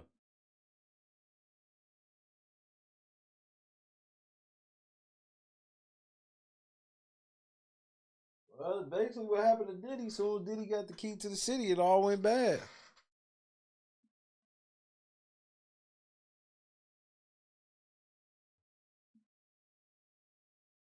This shit crazy. All right, let's check this video out. Lil Durk is one of the OG Chicago drill rappers and has maintained his relevance longer than almost anyone else from that area. But being at the top comes with its dark side, and all the beef that has helped Durk sell albums and increase his popularity has also led to the death of many people who are close to him. News broke out last week that his older brother, D-Thang, was killed in front of a nightclub in Harvey, Illinois, a city just outside of Chicago. The brother of local rapper Lil Durk is dead after shooting at a club in Harvey this weekend. Although D-Thang's killers are still on the loose, and there's no proof that his murder had anything to do with Durk, fans automatically assume that D-Thang was another casualty in the ongoing war in Chirac. D-Thang is far from the person Durk has lost since blowing up. In the past decade, he's had to mourn the deaths of his cousin Newski, his manager Chino, his close friend King Von, his producer Turn Me Up Josh, and now his older brother. Wild rumors on the internet have accused Durk of being cursed or even sacrificing his own friends and family members to secure wealth and power for himself. But the truth is likely much simpler. When you build a career off of being a savage and dissing your ops at any chance you get, eventually they're gonna want payback. Yeah, but he don't never. It's a little deeper, a little more deeper than that, little nigga. When they can't get to you, they're gonna go after whoever's closest to you. And it seems like D-Thang was just the latest victim in the endless cycle of violence that haunts Chicago and every other hood in America. Well, nah, they claimed all them O-Block niggas did that shit for a bag. Let's take a closer look at Lil Durk's career and all the unfortunate losses he's encountered during his rise But to fame. apparently the bag just came from Von. Apparently that shit Von just went rogue. Cause they said if Von wasn't dead, he was locked up on Duck murder. So I think it was a situation where it was just like, you know, Von had bread, Von had that money, so I think he just did it and Durk didn't have nothing to do with it truly. Durk just found out that it was gonna pop off and was on live when it did. Durk grew up surrounded by violence and gangs in the south side of Chicago. His father, Dante Banks, was arrested and sentenced to life in prison when the rapper was just 7 months old for being part of a major drug distribution ring. Growing up, the artist had to take on many adult responsibilities to help his family. He started making music and building a fan base on MySpace and YouTube while he was still in high school. But after getting his girlfriend pregnant at just 17 years old, he was forced to drop out. After that, he joined the Black Disciples and supported his family through street activities. He continued to...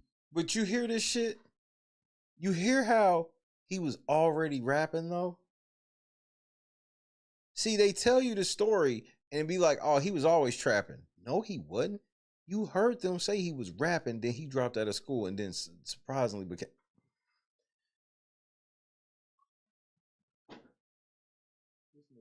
Motherfucker 22 Jump Street, nigga.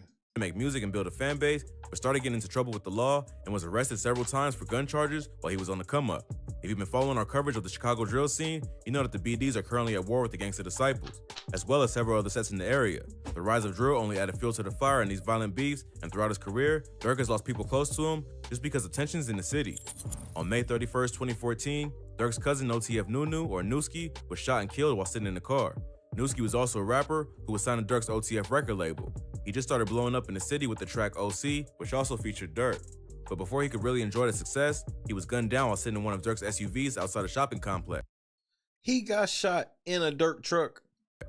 Newski's death was rumored to be retaliation for the killing of another rapper named Lil Mark. Lil Mark was a rapper who was associated with the 051 Money Gang, a set of the Mickey Cobras and Black P Stones who are known to beef with the BDs. In March 2014, Lil Mark dropped a track called No Competition, which was a remix of Durk's song Competition and contained disses of many well-known BDs in Chicago. 3 days after dropping the track, Lil Mark was shot and killed while standing outside a bus stop. After Mark was killed, many of the BDs who he dissed on the song would go on social media and mock his death, something that has become a common theme in drill music. Durk was one of them, and he recorded a video of himself at the bus stop where Lil Mark was killed, laughing and saying that the bus stop was a real famous place. Hey, this bus stop right here though, this a real famous place, you hear me? This is a real famous place. Not long. Just Durk always gets the diss dead, all the shit, unscathed. Long after, OTF Nunu was killed, and many say it was payback for Lil Mark's death and all the disrespect that followed. When a lot of this shit happened, they were. When a lot of this shit jumped off and a lot of them was dying and shit, they really were like 15. Like, you was an old head at 18 for some of them. Less than a year later, after Newski was killed, Durk's close friend and manager, OTF Chino, was killed in a similar situation where he was sitting in a car in the Avalon Park neighborhood of Chicago. It's not exactly clear why Chino got killed, but the word on the street is that the same person who shot Newski was also responsible for Chino's death. Both hits were credited to an 051 Money Gang member named 051 Melly. Melly was a true savage and one of the most feared shooters in Chirac history.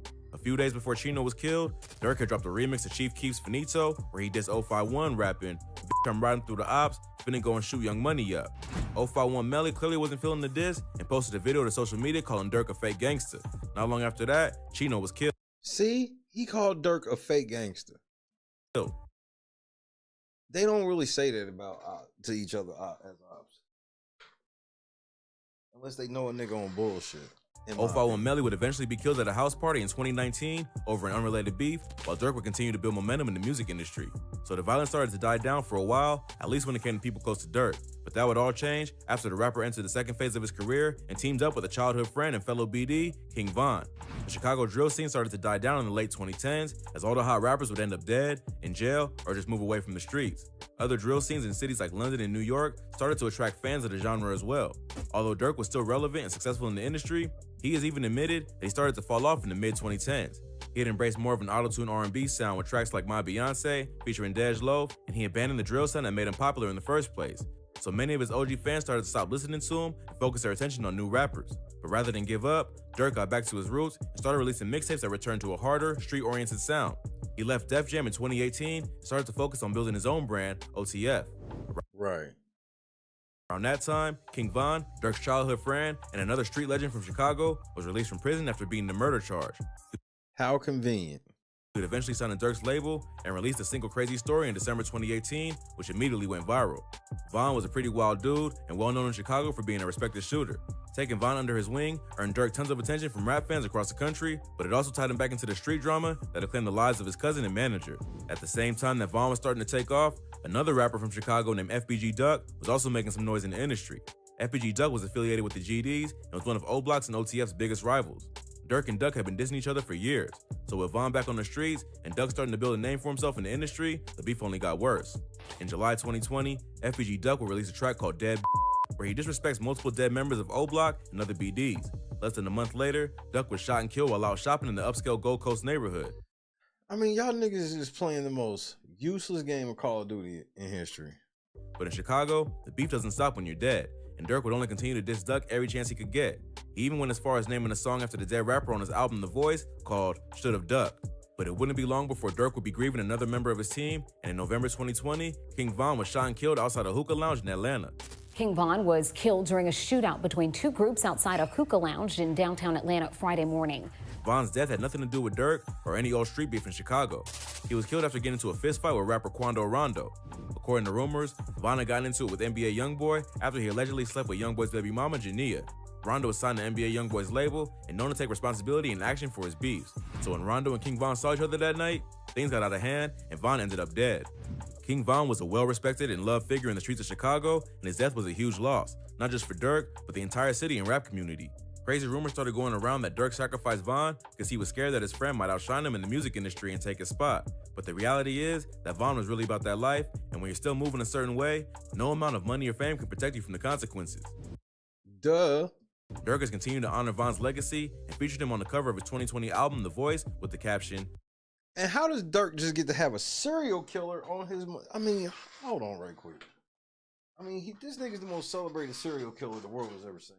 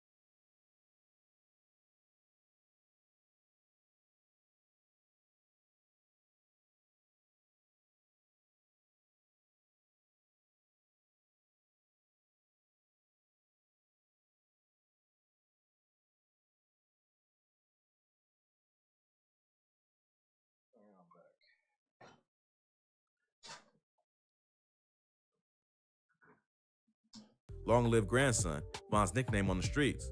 Even though Quando Rondo wasn't the one who actually fired the shot that killed Von, the BDs have let it be known that they're holding the rapper responsible. Durk even went as far as purchasing every table at a club that Rondo was set to perform at in Atlanta, and the show had to be canceled. But Durk didn't let the loss of his friend stop his hustle, and in 2021 alone, He's already dropped a deluxe edition of The Voice, as well as a collaborative project with Lil Baby called The Voice of the Heroes. So far, the new project is a hit, but it seems like Lil Durk is back to his old ways. Good night, Bob. It's an ops both dead and alive. On the track Still Running featuring Meek Mill, fans believe that Durk dissed not only Youngboy and Quando Rondo, but also FBG Duck. A leaked clip of the songs that surfaced online before the project dropped, which made the internet go crazy. Durk responded to the alleged diss saying, "I never said a lame name, stop lying on me." But it's pretty clear he's trying to get at someone on the track, even if he didn't call anyone out by name. Just 2 days after the project was released, Durk's brother D-Thang was shot and killed outside of Club O in Harvey, Illinois, a city about 30 minutes from the south side of Chicago. According to witnesses, D-Thang had been at the club all night and was leaving around 1 a.m. He got into a verbal fight with a group of men outside the club, which resulted in him getting shot in the head. D-Thang passed away almost immediately at just 32 years old. This is insane. Napa, what's happening? A week before D-Thang was killed, Durk's go-to producer, Turn Me Up Josh, also passed away. The details of his death are not clear, but Durk himself confirmed the news on Twitter saying, "RIP Turn Me Up Josh, SMH."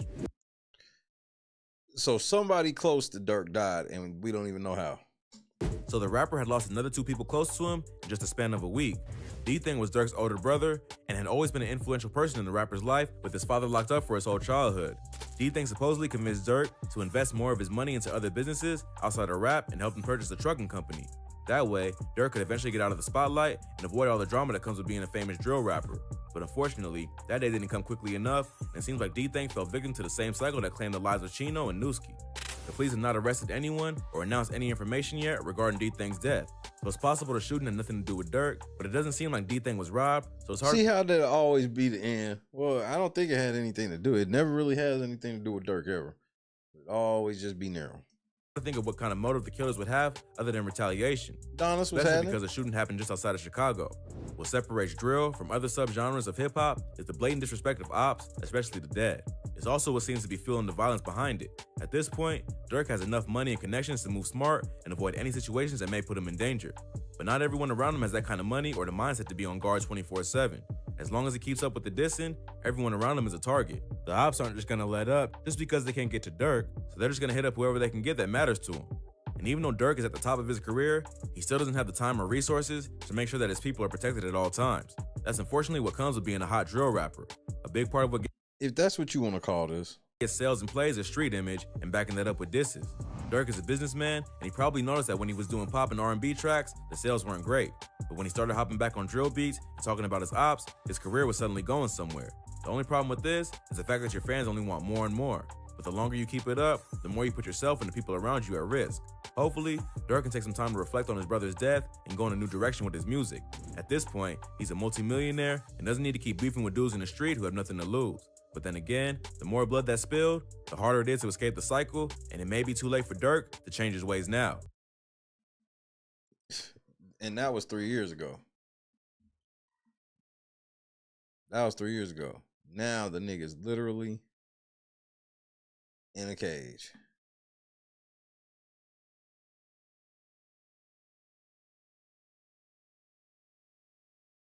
Whew, buddy.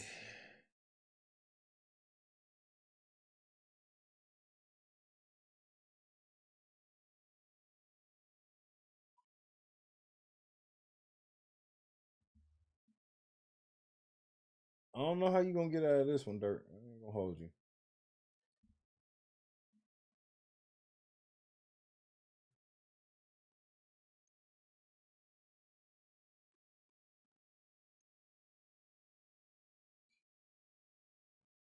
Let me check one thing before I play this other video. I'm gonna go over this Menendez brother shit. I can't believe these niggas might be coming home.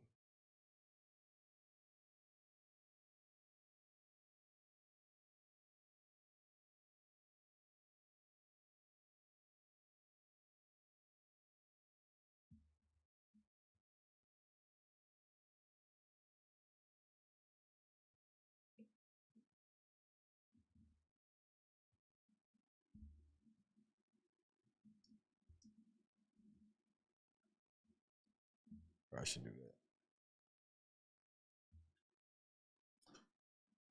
Let me grab something.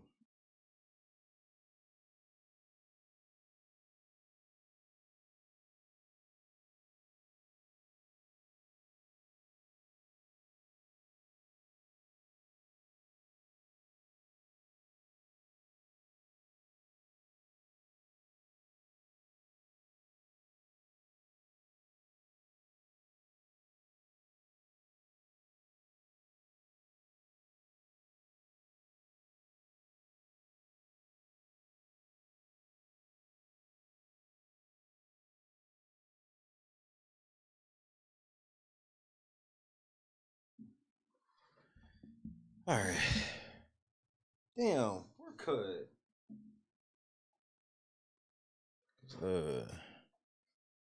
I need to find out who got Call of Duty.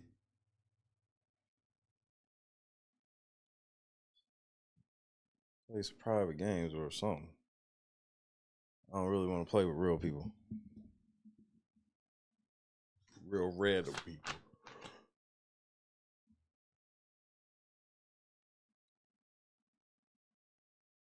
Well, we're gonna have to set it up. Cause I should have it with what's her name? Game Pass. Good night, Chadrick.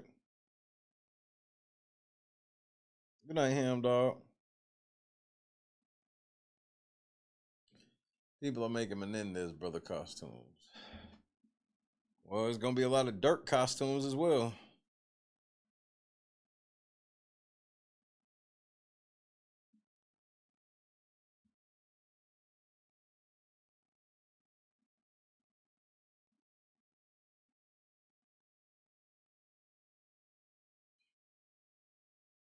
See, that's what I'm trying to do is play some zombies. I'm gonna try to play a couple rounds. I ain't played fucking Black Ops and I'm ready.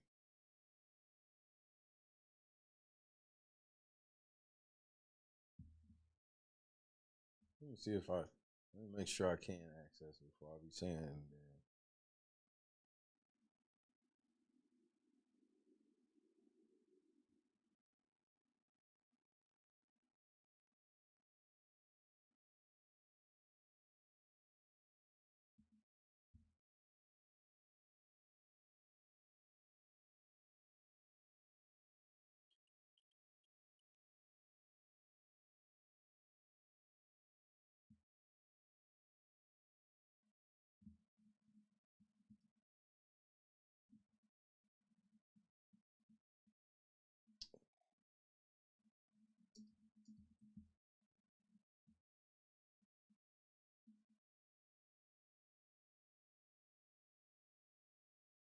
Uh-huh.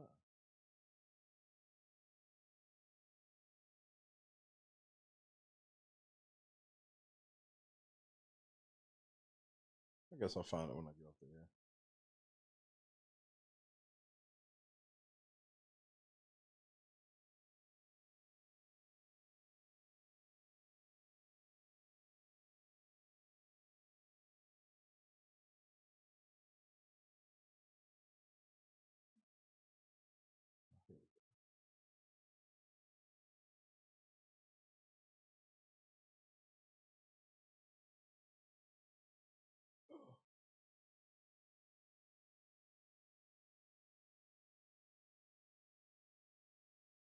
Yeah, I got that bitch.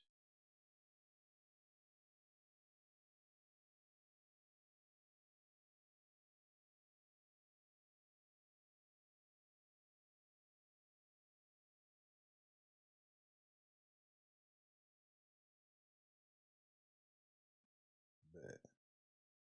Yep, I'll finish setting it up when I get off. So yeah, I'm fucking with y'all. It appears to be confirmed.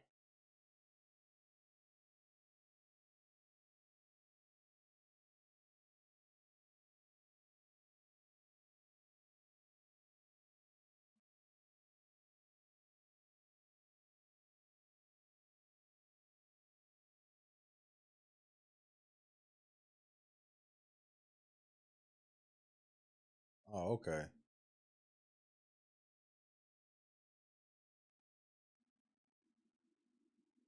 That motherfucker was ready to fire all the way up. Cool. So yeah, I'm fucking with it. I was like, I'll be sitting there saying, let's fuck with it. Then people like, you ready, Shay? And find out I can't do it.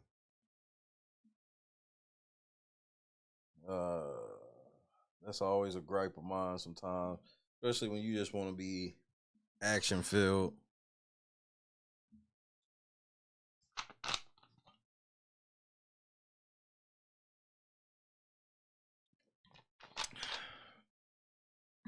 Especially because everybody already know the maps already.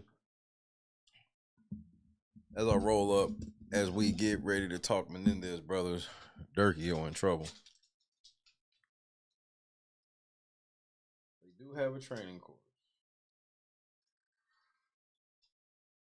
I mean, they can just throw Nuketown on there so I can get my feet wet. So I can at least know where I'm going.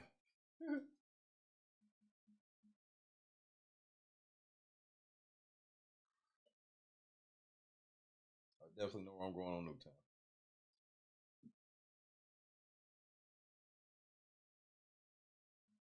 Murder for hire, nigga.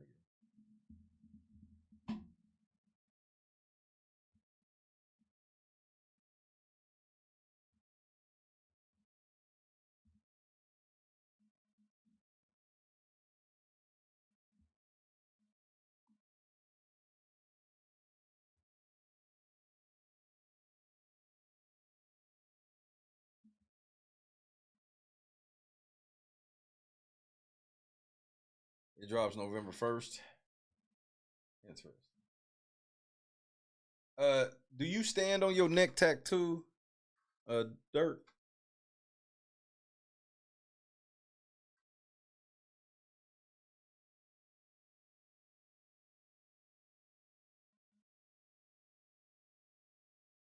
Do you stand by that? Do you still feel blessed?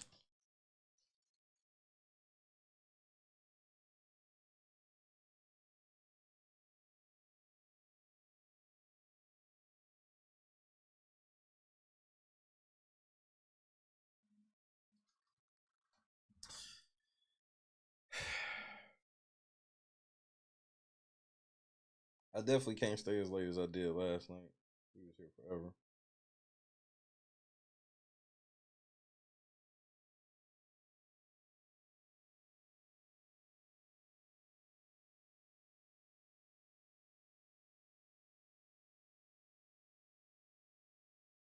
Waka waka waka waka waka waka waka waka.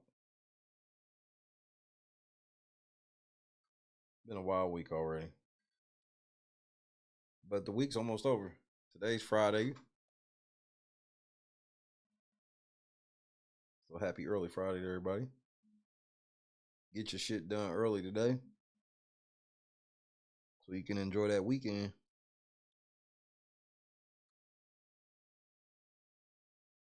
Like, I still gotta work on the weekend. Well, bitch, I wasn't talking to you. Stay out of grown folk business. Now, let's get to this other story, shall we? Tactical nuke incoming! Dirk. He go.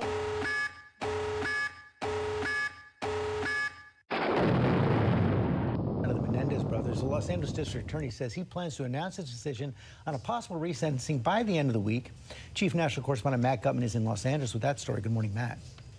Hey, good morning, George. LA's DA has recently said that his office has a moral and ethical duty to review the new evidence in this case, including more information about the alleged abuse by their father. And the supporters of the brothers, who've never denied that they murdered their parents, have argued that this possible resentencing is justice 35 years in the making.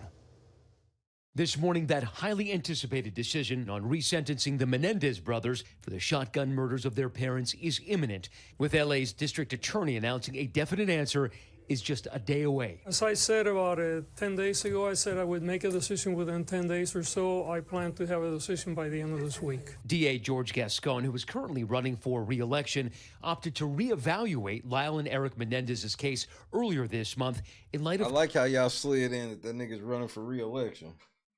Y'all slid that in.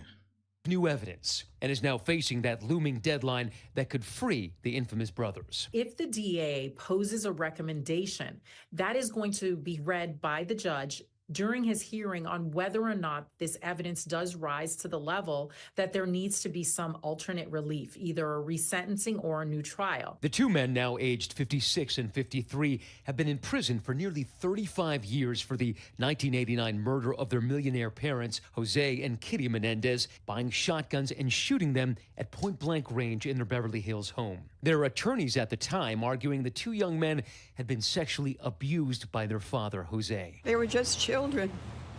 children who could have been protected. So that's the aunt. And were instead brutalized in the most horrific ways. Kitty's sister, 92-year-old Joan, arguing that the gravity of her nephew's claims of sexual abuse used in their defense wasn't understood at the time and was suppressed in their second trial. The truth is, Lyle and Eric were failed by the very people who should have protected them. This as much of the family of the Menendez brothers from both sides presented a united front pleading for their release. They would be called cold-blooded killers, left to rot in jail. They are survivors and deserve a chance to rebuild their lives. But the brothers' uncle, Milton, has been vocal in his opposition, believing the pair should remain in prison.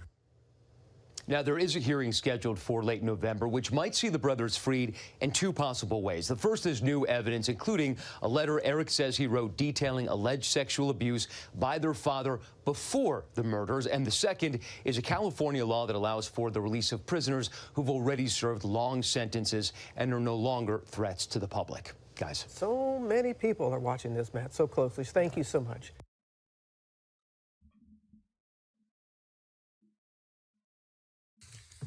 Let me begin by telling you that this is a case where we've had many people in this office spend a great deal of time reviewing the case.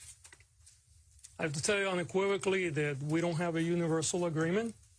There are people in the office that strongly believe that the Menendez brothers should stay in prison the rest of their life. And they do not believe that they were molested. And there are people in the office that strongly believe that they should be released immediately and that they were in fact molested.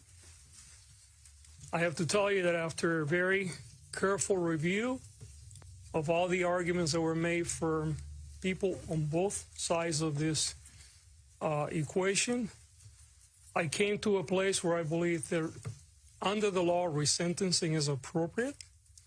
And I am going to recommend that to a court tomorrow. What that means in this particular case... Them niggas getting ready to go home, nigga. Oh, shit. ...is that we're going to recommend to the court that the life without the possibility of parole be removed and that they will be sentenced for murder, which, because there are two murders involved, that will be 50 years to life. However, because of their age, under the law, since they were under 26 years of age at the time that these crimes occurred, they will be eligible for parole immediately. The teams that have worked on this, on the resentencing side of it, have spent literally probably hundreds of hours by now looking at this case. These cases were originally presented on the habeas side of it. This is insane. Which I'll explain in a moment what that is. Last year, and then the request for a prosecutor-initiated resentencing occurred earlier this year. And there have been people in this office working in these cases from the very beginning, as well as many other cases that we have. The reason why I'm here today and why I came in front of all of you about 10 days ago is because there was a more recent documentary about the case that again brought a tremendous amount of public attention. And we know there have been other documentaries, so this is not the first, this is a more recent one. And frankly, our office got flooded with requests for information. And even though this case was already scheduled to be heard in late November, I decided to move this forward because, quite frankly, we did not have enough resources to handle all the requests. And one of the things that I thrive to do in this office is to be very transparent in everything that we do. In this case, we review the prison files.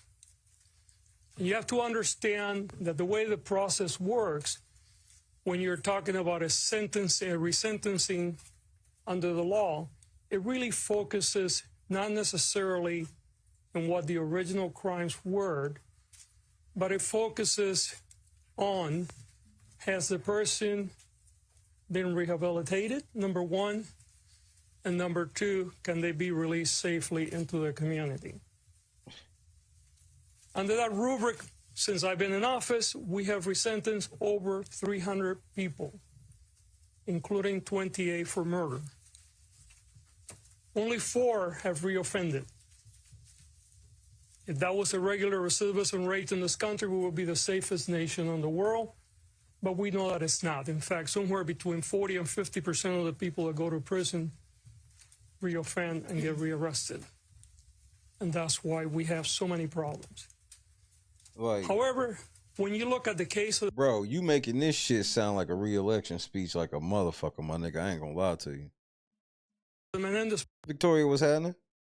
Brothers, you see 2 very young people. One was 19 and the other one was 21 when they committed this horrible acts. And I want to underline, they were horrible acts.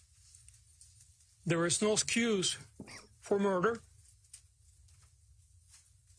And I will never imply that what we're doing here is to excuse that behavior, because even if you get abused, the right path is to call the police, seek help. But I understand also how sometimes people get desperate. We often see women, for instance, that have been battered for years, and sometimes they will murder their abuser out of desperation. And I do believe that the brothers were subjected to a tremendous amount of dysfunction in the home and molestation.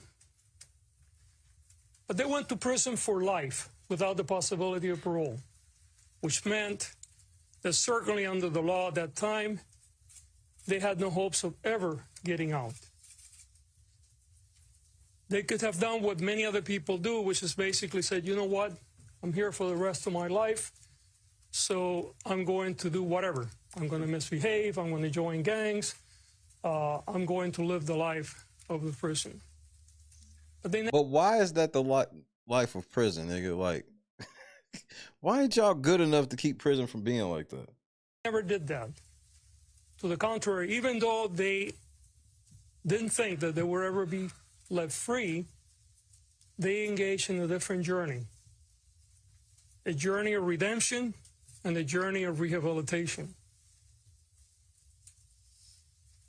And often the people that begin their journey of rehabilitation and redemption in prison is often very internal. And what they do, and one of our lawyers pointed out this today, is usually the path is people try to further their education, do things for self-improvement, which the brothers have done, by the way. This nigga's they spoke It's more first. unique or less usual, I guess, when people not only do that, but they also begin to engage in ways to make life for others better. And in this case, the brothers have been doing so for a very long time, creating groups to deal with how to address untreated trauma. This is he their lawyer? Creating groups to deal with other inmates that have physical disabilities and may be treated differently. Even in one case, Lyle negotiating for other inmates as to the conditions that they live under during prison. And all this was done by 2 young people. Now they're not as young. They had no hopes of ever getting out of prison.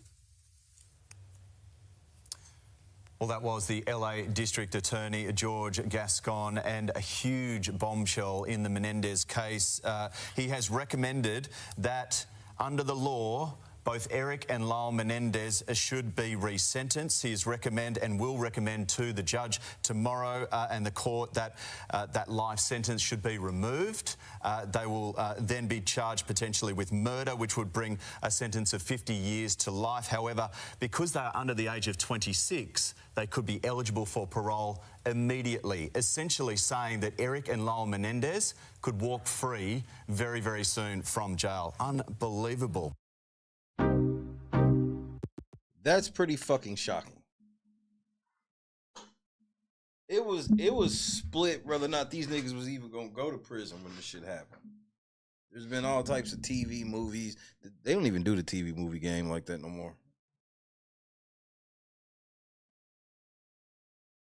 Where there'd be like 4 or 5 movies made about the same shit.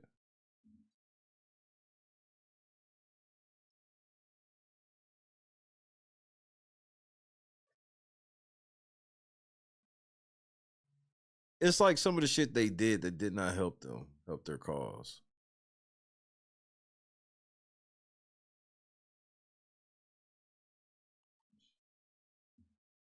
Like these niggas going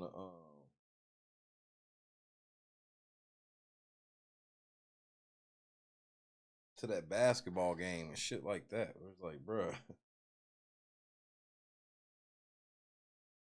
But they also clearly wasn't in their right mind. Who knows? Either way, they get ready to come home, whether you agree with it or not. Whether you root for them or not. It appears they coming home.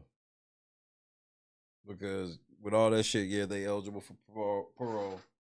And if they been in prison, and they ain't act a fool, then they definitely come home.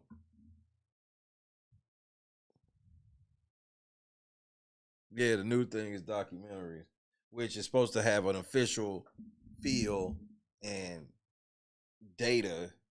Then you find out that shit be more wrong than a TV movie.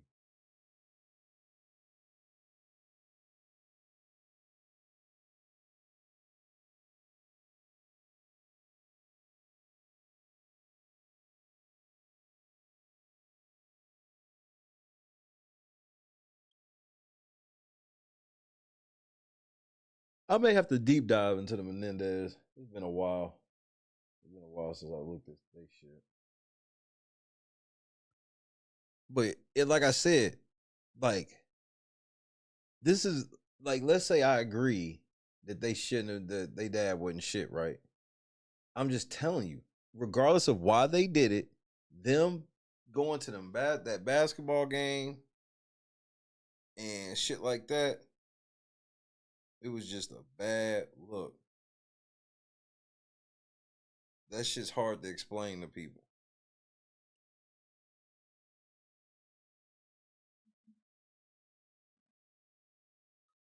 I don't think that shows guilt. I just, like I said, that just doesn't help.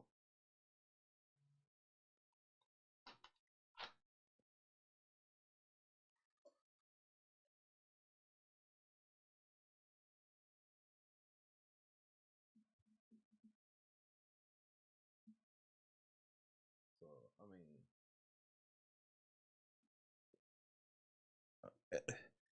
and here be my thing. It's supposed to be about like who, like if they not a danger to society, then what are we talking about? And I don't even think they were a danger to society at that point, unless you just felt like that was the beginning of them doing tag team murders around everywhere. But they in their 50s, they stayed out of trouble. I personally, like, I don't see what the issue is.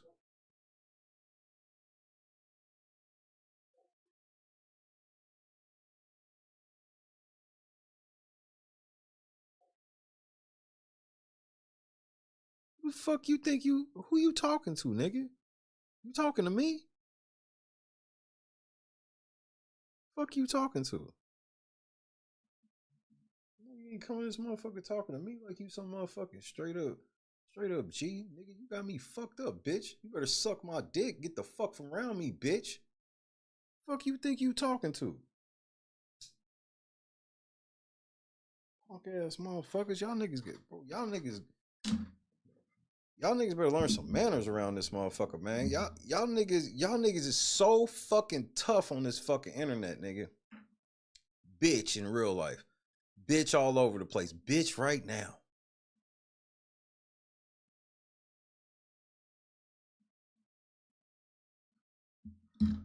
Fuck you niggas think y'all talking to? Watch that hoe. Don't And the crazy thing is, I ain't even say nothing about the nigga. The fuck wrong with you? But just like you hoe ass niggas, y'all always on the internet trying to instigate shit for y'all. Y'all treat everything like it's some type of motherfucking VR virtual reality game, nigga. You find out I don't play that shit. I just strike. I ain't like Durk. I ain't doing all that motherfucking subliminal diss. I'm gonna just tell you, shut the fuck up and get the fuck from around me.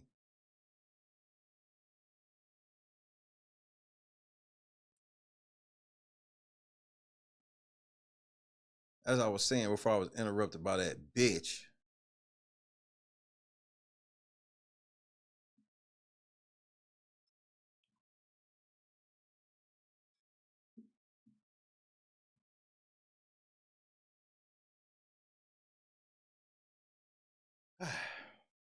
Anyway. The motherfucking I didn't realize that they was like in their 50s now, but I mean it makes total sense. And they stayed solid. They never rolled on each other, nothing. And they whole family saying it. Remember, the dad and shit related to those people that was talking. The mom was, oh girl, that was her sister talking. Like that's powerful for me. If the family was still saying, you know, hey, this nigga got, you know, they gotta sit down, all this shit. Okay, that's one thing. But the whole family come out talking about we want these niggas out.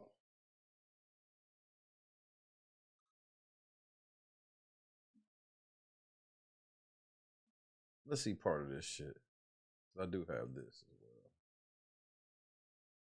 well. Took this case 18 months ago with Cliff. One of the questions we always got, and that I've always got, is, well, what about Kitty? And I've heard that, I can't tell you, innumerable times. And I'm the lawyer, so who's going to buy what I'm selling? However, I will tell you that the family is uniform behind me in their resolve that these boys need to come home. And today is a monumental, monumental victory on that path. And let me explain to you why. The DA today initiated resentencing. Any minute may have already been done. They filed the request for resentencing in the criminal courts building, the Clara Shortridge Foltz building. Now what happens is it goes in front of a judge. That judge now will make the decision. What the DA recommends is just that. It's a recommendation. It's up to a judge to decide what to do. If there is a hearing, and I say if because there doesn't necessarily have to be one, but if there is a hearing, all of these family members who are behind me will be heard. All of these family members will uniformly ask one thing, which is bring them 56 and 53 home, bring them home, bring them home, bring them home. Enough is enough. Enough is enough.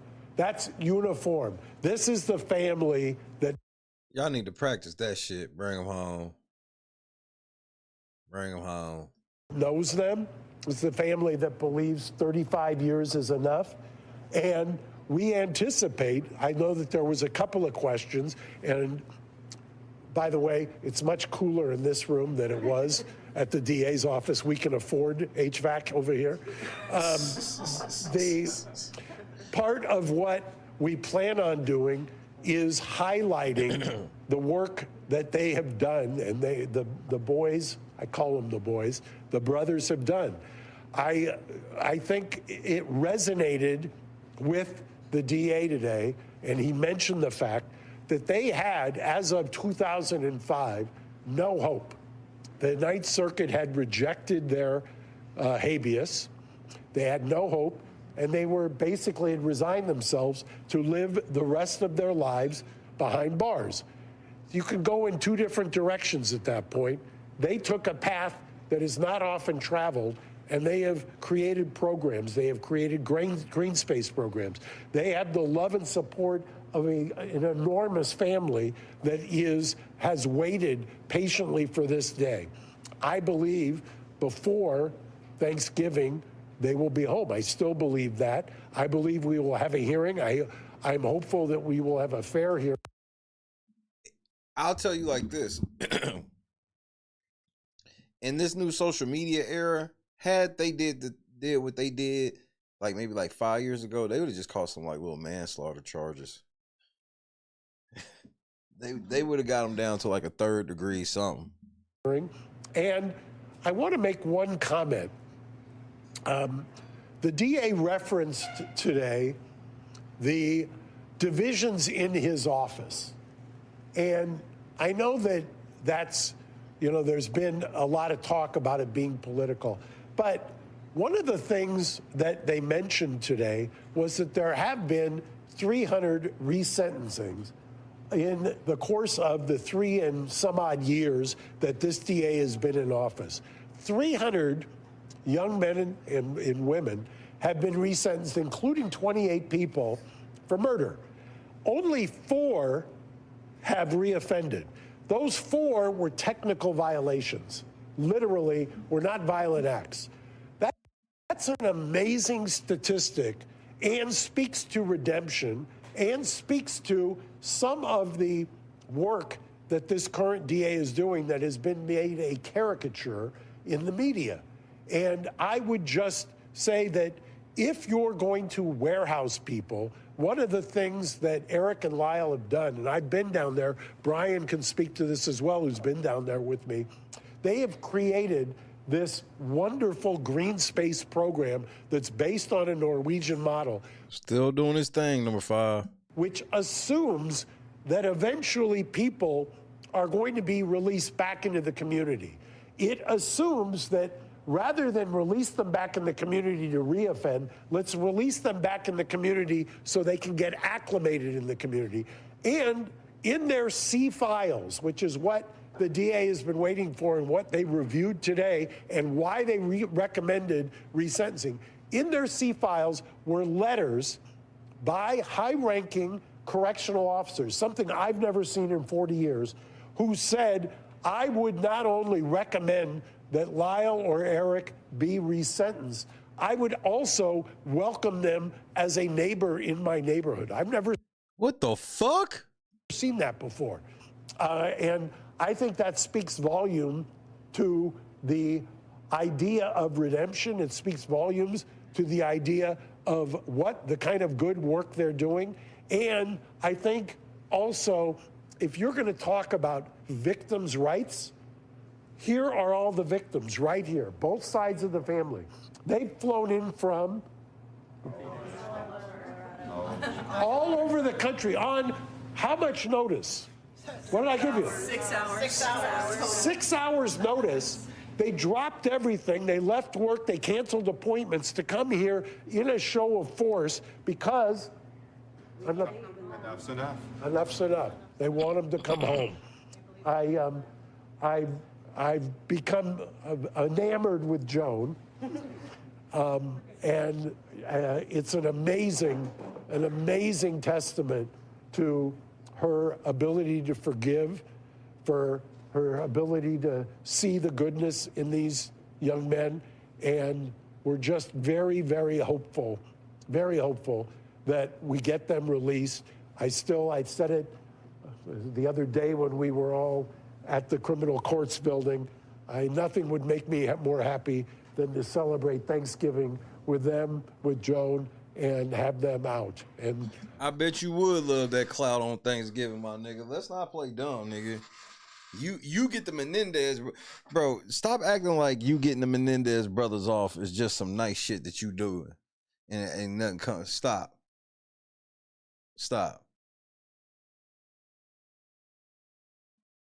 With that, we'll take a couple of questions. The family will take a couple of questions, and then we're going to cut it off. It's been a long day, and we're going to get them back home. I have a question. No, this is not regarding everything.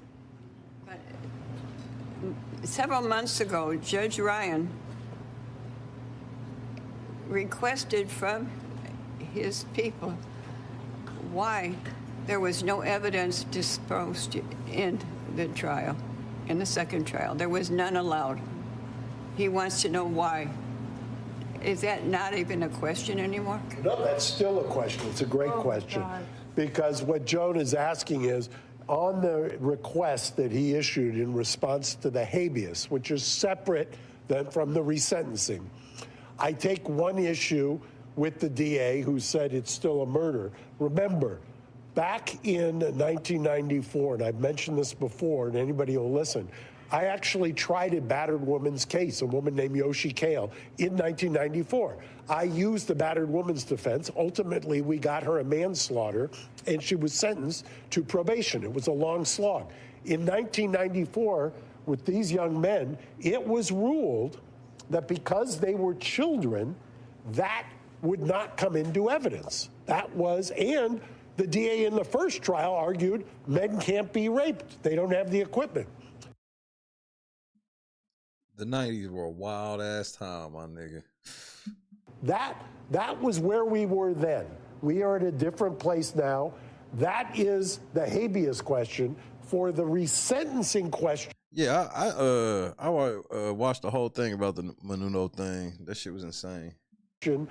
I will just they pops was off the hook, bro. That's why, like, I see what he's saying, and I can't really. He talking about that battered woman defense, where it's like, well, it's kind of, you did kind of commit first degree murder, but you did it because the nigga been beating your ass and shit and doing shit to you the whole time. So you basically caught this nigga lacking, so you didn't have to deal with it no more.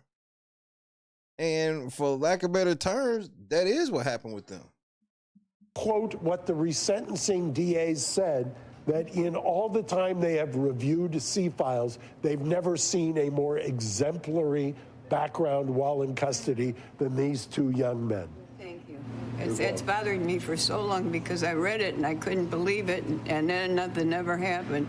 And the judge and the DA, or not the judge, but the DA and the prosecutor agreed that they would not use any, because they wanted to get, they had too many trials lost.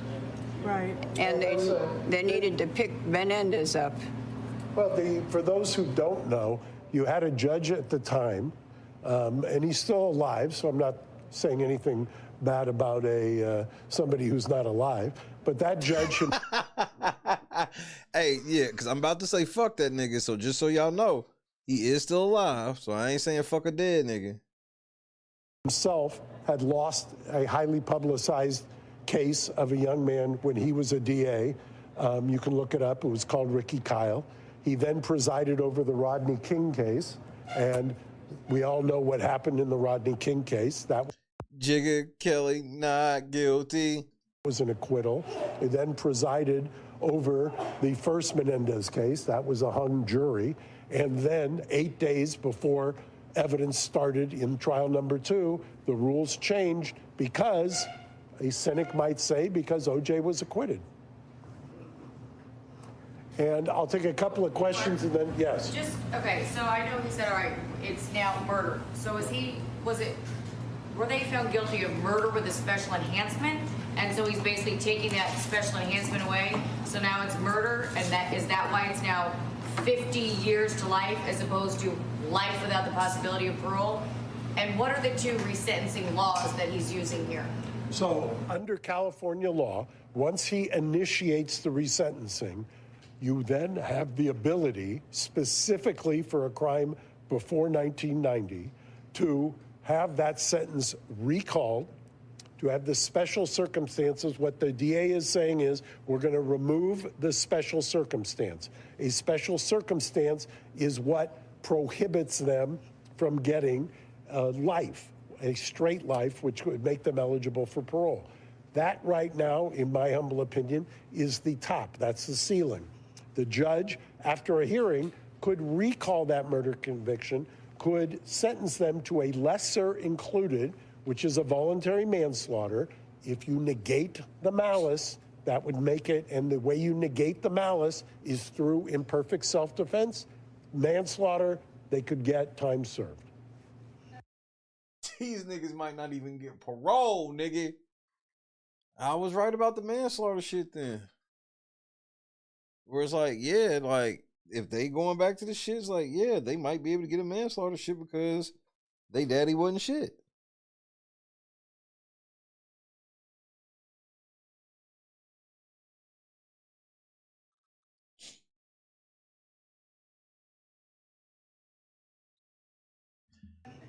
Joan, if you could, we couldn't hear you on this side. If you could speak a little louder, or someone give her a mic. If I speak any louder, I'm going to yell. Not you, Joan.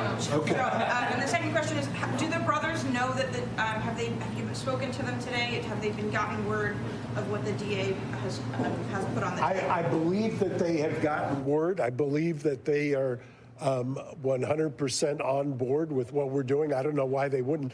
They've waited. Like I say, they lost the last appellate argument roughly 2005 until I didn't say that. Yes.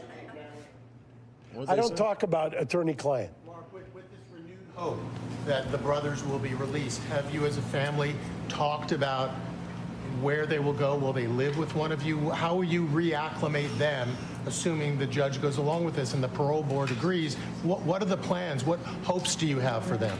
Well, we have, without committing, look, it's obvious that if they're released, it's at least obvious to me, that they will be inundated. And generally, when somebody has been incarcerated and institutionalized for decades, you have to have a reentry plan. We have already put together a reentry plan. If we do the hearing, and it's not by stipulation, that will be what we will provide to the court. We would not be revealing any of that right now for security reasons, but we have a robust reentry plan that we have already previewed with the district attorney, which went into their calculation as to recommending resentencing. A living, how would they support themselves and so forth? But the interesting thing about that is both of them are married. Both of them are married to spouses who make a living. Both of them are active students. Lyle is in a master's program. Eric is in an undergrad program. And they have a family that would support them as well. So I'm not going to get into their W-2s or their 1099s. Do you expect that their prison reform work will continue if they leave prison? I need you to speak up. Do you expect that their prison reform work will continue if they are released? It's my understanding from both of them that one of the things they really love doing is the Green Space Project. I mean, Brian's been down there twice with me to see it. It's an enormous. I invite any of the press. You want to do a story on the Menendez brothers? Take a look at that Green Space Project at the Donovan State Prison. Donovan Prison is a prison that you have to earn your way into. That's part of the incentive system at the California Department of Corrections. What they have done is taken an area that is drab and gray and depressing, frankly. Eric, who is an enormously talented artist, has started to paint or supervise the murals that go around. Lyle, who has gotten his degree and is pursuing his master's in urban planning, has got a project laid out that to me is unbelievable in terms of making it acclimated, and has gone to the point of understanding that having hills, for instance, or having gradients of ground level and not all flat land has something to do with balance and has something to do with aging and has all kinds of an amazing research that's been done. And so, yes, long answer to your question, that's not work that I think for a second they're an abandon. I think they're going to double down into that. The DA mentioned that the brothers have rehabilitated. Can you tell us how? And second question, have you talked to this judge to know how he's thinking? Okay, the first question I heard is, how have they rehabilitated? When I say a C file, that's the nomenclature for their file while they're in prison, which has all of their write-ups, all of their commendations, all of anything they've done wrong. Their C files and their analysis is outstanding. The only reason they have any points whatsoever in their C file is because they presently are life without parole prisoners, which necessitates them to be at a level 19. Yes. Jen spoke last week so eloquently. Crazy. Would she be willing to give us her reaction today? No, I don't. Not right now. No, I don't think so. I think, look, they're here. to support, and they all flew in on 6 hours notice, because they don't want any misunderstanding. This is the family. The family is unified, and the family wants them home. Anybody or suggestion otherwise is just unfounded. Any suggestion otherwise is not part of the family. You want to talk about Mr. Anderson's statement that he put out today, Milton Anderson? No, I really don't. I don't think they want to engage. I don't want to be negative. I will just say this. When you go on to the DA's opponent's website, somehow Anderson, of all the 250,000 lawyers in California, found a lawyer who is a disgruntled ex. They shut that shit down. This is Eyewitness News with live breaking news. They have been in prison for nearly 30. So y'all interrupted that nigga talking to talk about what that nigga's talking. 5 years. I believe that they have paid their debt to society. Breaking news, major new developments in a high-profile case that gripped the nation and divided a jury room. Decades after they were sentenced to prison for killing their parents, the Menendez brothers could soon walk free. This after LA District Attorney George Gascon recommends the brothers be resentenced. Thanks for joining us. I'm Ellen Leyva. And I'm Colleen Sullivan. You're watching Eyewitness News at 4, live on ABC 7, Hulu, and wherever you stream. The DA's recommendation is just that. It is not a final decision. But it could be a crucial step in the brothers going free. Eyewitness News reporter Carlos Granda is live in downtown L.A., where Gascon announced his decision. Carlos? Well, that's right. Just a short while ago, DA George Gascon said he is recommending a new sentencing for the brothers. And the DA said this was certainly a very controversial decision in his office. He says some of the people in his office did not agree with this. Some felt that they should stay the rest of their life in prison. We're going to recommend to the court that the life without the possibility of parole be removed and that they would be sentenced for murder. However, because of their age, under the law, since they were under 26 years of age at the time that these crimes occurred, they will be eligible for parole immediately. This case caused a sensation across the country. Eric and Lau Menendez killed their parents in their luxurious Beverly Hills home more than 35 years ago. The brothers have said they killed their parents, Jose Menendez and Kitty Menendez, out of self-defense after enduring a lifetime of physical, emotional, and sexual abuse. And I do believe that the brothers were subjected to a tremendous amount of dysfunction in the home and molestation. But they went to prison for life without the possibility of parole, which meant that certainly under the law at that time, they had no hopes of ever getting out.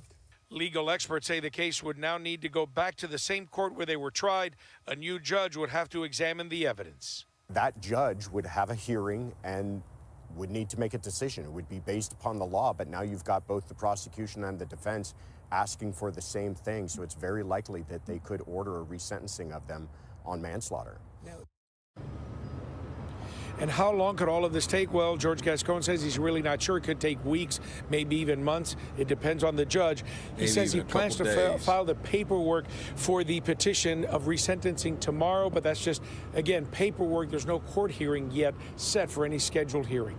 Reporting live from downtown Los Angeles, I'm Carlos Granda, ABC 7 Eyewitness News. Thank you, Carlos. And right now, loved ones of the Menendez brothers and their defense attorney, Mark Garagos, are holding a news conference. We are monitoring this. We're going to bring you any new details and information as we get it. Meanwhile, the brother of Kitty Menendez is speaking out through an attorney about the resentencing, saying he believes DA George Gascon acted for political gain.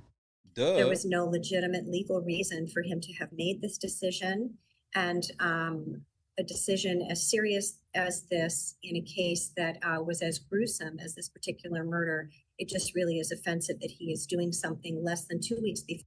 No, but it's really offensive how, look, I be telling people this all the time. Like, don't be letting this type of stuff, don't be wishing punishment and shit, lifetime punishment on people and shit. You gotta let that shit go. African and Bliss saddening. For the election, and what is just a clear ploy to try to get additional votes. Milton Anderson, who is now 90 years old, believes the brothers killed their parents for greed and should remain in prison.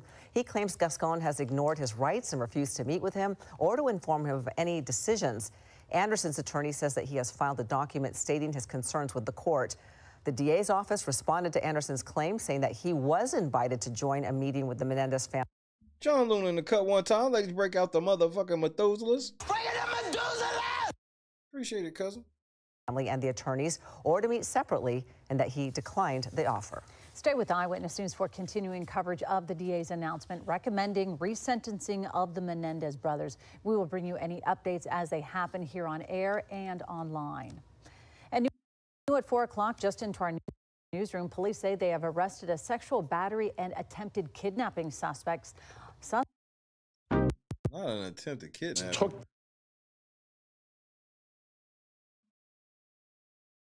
Wow, all these years, it looked like the Menendez brothers are coming home.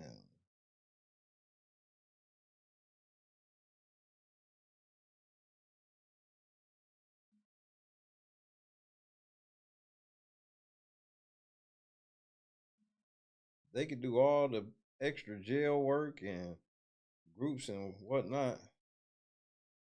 They better have gotten right with God, or they going to hell over it. They ain't repent.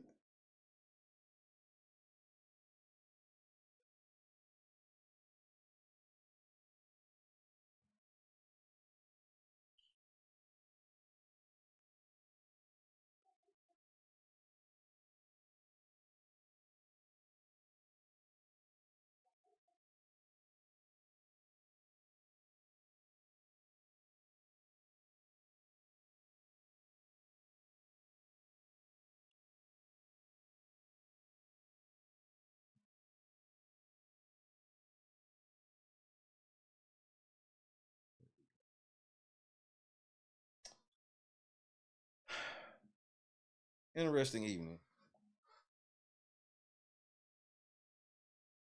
Durk locked up, and the Menendez brothers might be getting unlocked up. Just a crazy day, if I say so myself.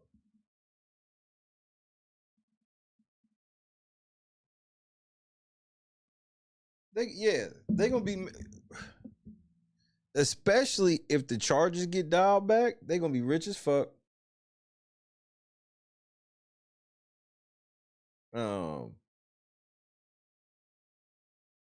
They about to be rich as fuck. And then they already said they girls got money. They was like they married to girls who got money. And obviously they do, because them girls the reason they got Garagos, nigga.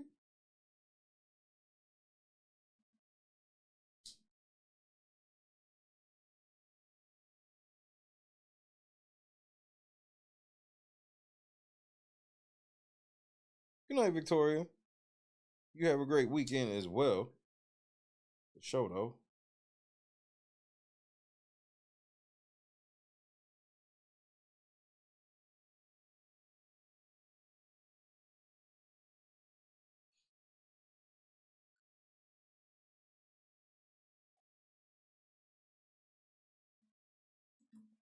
Still can't believe the feds went and got this nigga, bro. Did not see that coming. I ain't gonna lie, I didn't see it coming.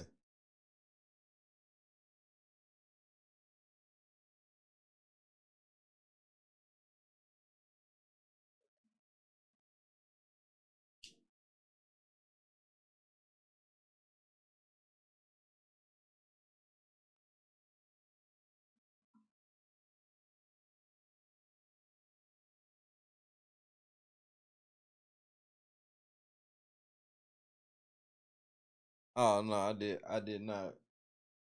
I took a long trip through Snoop and Shaquille O'Neal last night. Pause.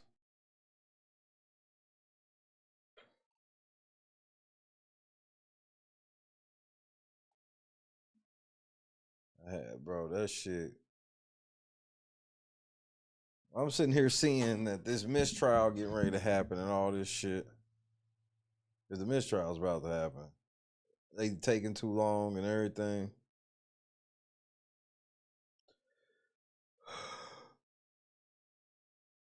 Insane.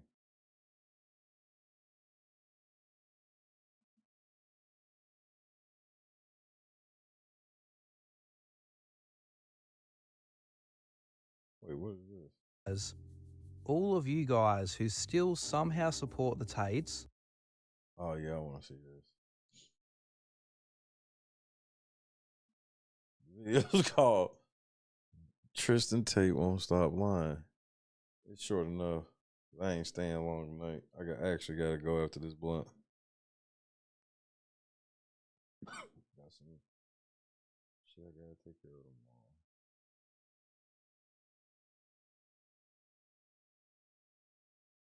Happy Friday.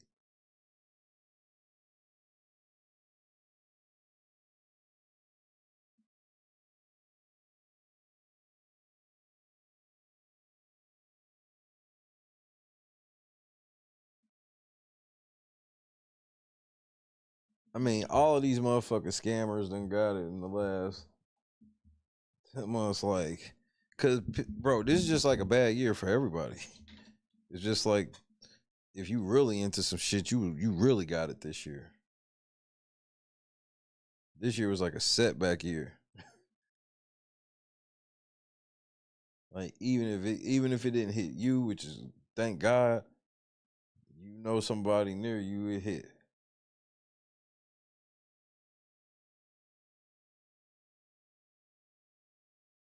But if you was on bullshit, you get no bond. Ain't that right, Diddy? Ain't that right, Durk? No bond.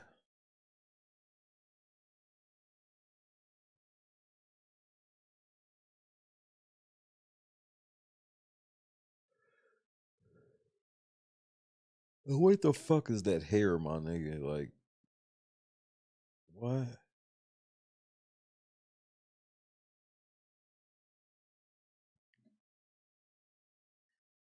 Well, Durk, what happened to all that drilling and shit? Apparently they got you real peacefully. They got him peacefully, mugshot shit already available, man. This nigga 12.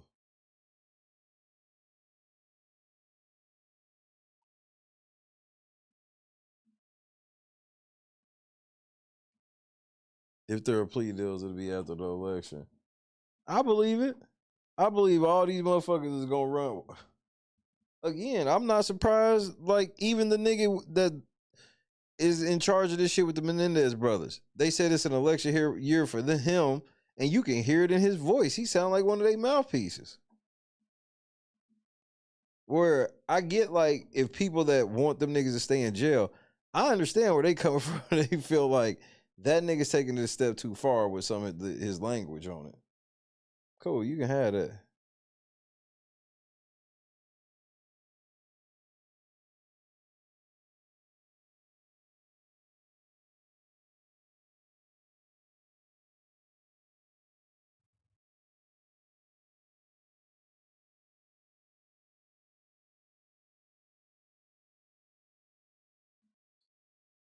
Who come home first? Press 1 for Durk, press 2 for Diddy.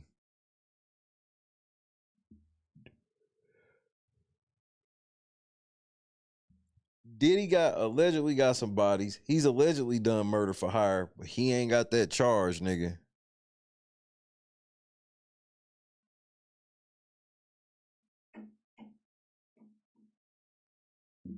This is a big boy charge that Durk is facing. This is big.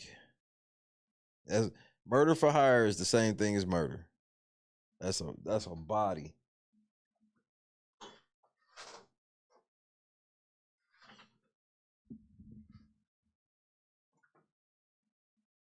And if they could connect anything in this, obviously somebody telling, and they probably got you on tape somehow, wiretap something.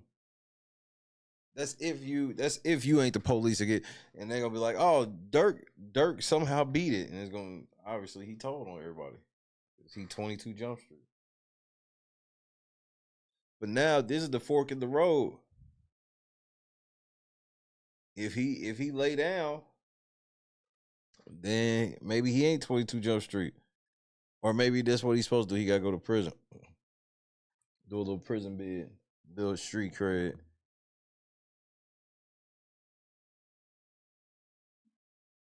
Clee, what's happening?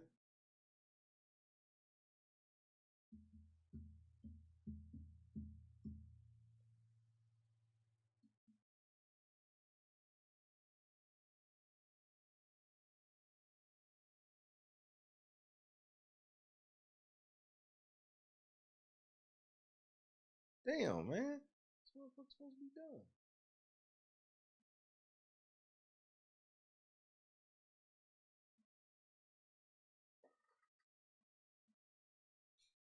This seems like something I'm getting ready to laugh at.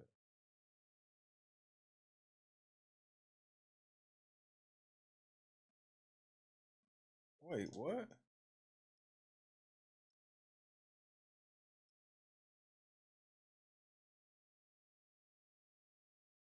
Man, what the? Okay.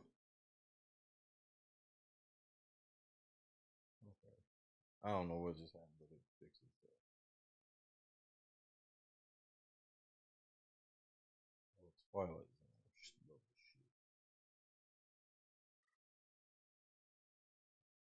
The police do protect one another. I mean, Durk face, he clearly looked like he surrendered peacefully. We can say that. The picture still look fake to me.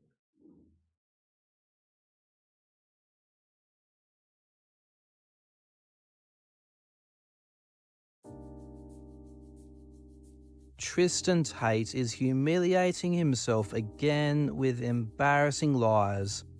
All of you guys who still somehow support the Tates should demand better of these clowns. They could easily be honest about their case and what they are charged with, and I'm supposed to believe them pants are masculine. How are them pants masculine?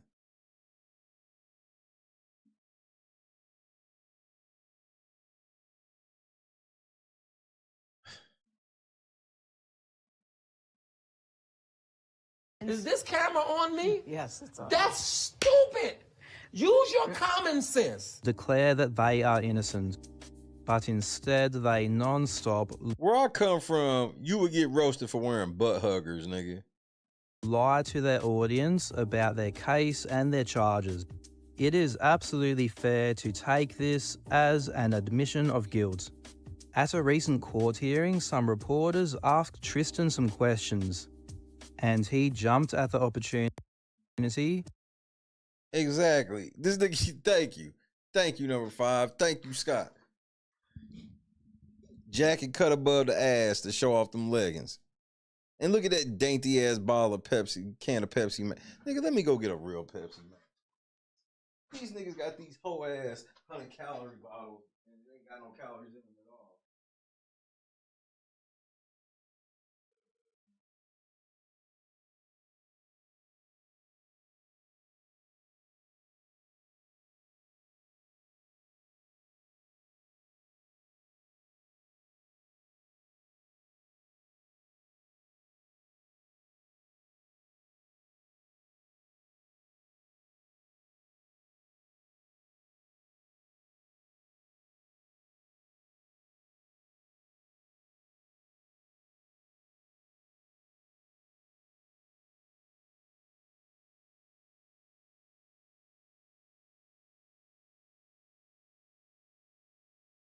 Zesty ass pants. This nigga with this raspberry sorbet suit. To dribble some verbal diarrhea. Almost after more than 2 years, you'll find out today if there will be a trial in your first file. How do you feel about that? You know, I don't think that any country in the world should be able to arrest and hold people prisoner for years before you even decide if there's going to be a trial or not. If he was with us, there's evidence or not. I understand. Just unbelievable, whining and lying off the jump. You have not been in prison for 2 years, you absolute whiny baby. The Tates spent a 3-month period locked up in pre-trial detention after their December 2022 arrest to ensure that they could not flee or tamper with the investigation. Everyone who said this was so unfair for the Tates should be saying the same thing about Diddy being held pre-trial for sex trafficking charges. Okay, Diddy, this nigga got your back. I like when you like this, Daddy. Daddy, I like when you scrambling and scraping for shit. I like that. Tristan's claim that they are only now deciding if there is evidence and if there is going to be a trial is ridiculous. For the first Romanian case, which this hearing was about, a judge ruled back in April that it can proceed to trial. These current Look how humble Tristan Tate look in the back. Hearings are the Tates Nigga's appealing humble. this. As for the evidence, there are over 70,000 pages worth of evidence in the first case. And they do stay on their phones, they clout demons. When the judge sent the case to trial in April, they rejected every request from the Tate's lawyers to have pieces of evidence removed from the case as unfounded, and approved 100% of the evidence to go ahead to trial. Tristan is talking shit. Limitations, I get that the process here is slow, but for me, there's no bad outcome today. If they say we're going to trial, wonderful. I will love to go to trial. Not the cap. This is a common one we hear from both Tristan and Andrew. We're happy to go to trial. Not the cap. In fact, we want to go to trial and Not the cap. get this over and done with to prove how innocent we are to everyone. Not the cap. What these guys say publicly is very different to what they and their lawyers say in the courtroom. They are using every possible tactic to delay the start date of this trial. They have appealed every decision as many times as they possibly can, and they caused the most recent delay in this court hearing where this interview took place. The court documents show that Tate's lawyers were requesting to bring in more evidence to justify the case file being sent back to DCOT. This caused another delay and another hearing scheduled for the 29th of this month. Romanian journalist Mircea Barbu asked Tristan outside the courthouse why he was saying this when his side were the ones causing the delays. You did, but you know, it's been almost 2 years since you've been arrested, right? I wish and you said, I wish I had this day in court 2 years ago, bro, but your lawyers are still using these legal tricks take forever to in postpone. I wish we could go to court today. Hey, but your lawyer, you know, your lawyer's using these legal tricks. In the trial. These things take forever in Romania, bro, and I can't wait for the end result. I can't wait. They take forever because also your lawyers are using all kinds of legal tricks. We're going to shock you in the BBC as soon as the results come out. And I can't wait for your apology. You're not a bad guy, Mircea. I look forward to your apology. Fair to say that didn't go down well. Okay, back to more of Tristan's bullshit. Trial. The woman who accused me confessed to falsely accusing me. She literally confessed, and I can't wait to finally show that to a judge after 2 or 3 years. We have my 2 false accusers who, again, confessed to lying about me. I want everyone to look this up. Spy News. I'll send it to all of you right now. I have it on my phone. Spy News actually published it. They say in their messages, the only 2 girls who've ever said I've done anything wrong, said in their messages. I need to stop Trissi for a minute here. He really wants us to think that there are only 2 women who have accused him of any crimes. This is flat out rubbish. Between the 2 cases in Romania, so far, 11 women have given statements against the Tate brothers and are classified as injured parties. Given the ongoing nature of the second investigation, this is only so far what we know of. We also know that Andrew has been caught recorded on jail phone calls, trying to bribe, intimidate, and pressure victims into lying to DCOT and into not attending hearings. Andrew picked up another charge for this called influencing statements. There could well be more women willing to testify against the Tate brothers if it wasn't for all of this. Okay, go on, Tristan. Wrong. said in their messages, I will lie to the police. I will wear sunglasses to look like I'm a victim. I will, we're going to get a Netflix TV series after this. We should win Oscars for how we lie to the cops and manipulate the Romanian system. And you know what's... What a brain-dead idiot. He's still bringing up these lies that have been long debunked. In February of 2023, some of the Tate's Twitter propaganda accounts like Suleiman Ahmed released some chopped up, out of context text exchanges between the US and Moldovan-based victims in the first case. They showed the women talking about acting and playing dumb. Tate's puppets like Suleiman showed these chopped up segments of text messages that are in evidence and spread the lie that it was the women planning to lie to decots to frame the Tates. Unfortunately for these absolute knuckleheads, we got the full text exchanges. They show that the women were planning to lie to the Tates to escape. The US victim's messages with her family that were taken out of context actually reveal that she believed the Tates were evil people. She believed they were definitely trafficking women, that she was trying to get the Moldovan victim out, that she believed the women there were brainwashed and under their control. Them some of them text messages we read. And it was very clear that she and her family believed that her escape was a dangerous situation. And Tristan, the brain-dead idiot, in his desperation, keeps bringing this up, thinking that drawing attention to these text exchanges is going to help him. News and everybody who called me all these horrible names is going to be shocked at the evidence that the prosecutors have and all the proof I have, of course, that exonerates me. Is there any proof that the prosecutors have against you? There can't be any proof against me because I've never committed any crimes. The prosecutors have found nonsense and tried to spin it off as evidence. We have my two false... There can't be any proof against me because I've never committed any crimes. This seems to be Tristan playing into the childish, there's no evidence conspiracy. In the first case alone, there are over 75,000 pages of evidence. And there is far more in the second, much larger case. Not only that, there is clear evidence of Tristan himself committing crimes. WhatsApp group messages pulled directly from their devices showed Tristan ordering Luana and Georgiana to beat one of the women. He literally was like, put him out. I think he did tell him to abort, like if something was one way, but that shit was wild. He was like, beat her ass, and they was like, okay. He told them to throw her out because she didn't want to make pornography anymore, saying, hit her if you have to, I don't care, don't let her take her things.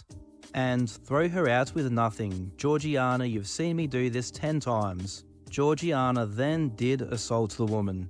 She attacked her, choking her, pushing her into furniture, and pulled her arm up in the air, deliberately trying to rip out the stitches in her fresh breast implant surgery.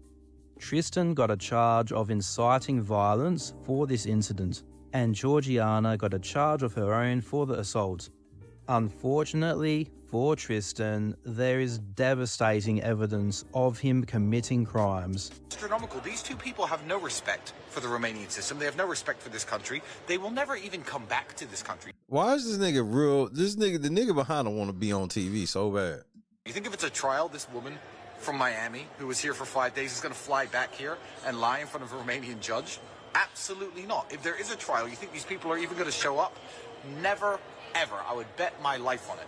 So the fact that I don't know why Tristan thinks he's doing something here, but obviously she's well within her right to zoom in for the trial, and why the hell wouldn't she? So the fact that I have stood here steadfast, I have not left the country, despite the fact that my lawyers even said in court, this is a Schengen zone. I could leave if I wanted to, illegally. I could have fled.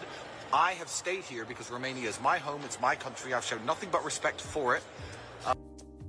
Tristan's lawyers told him that he could have fled the country illegally if he wanted to, but because he didn't, we should tell him he's such a good boy.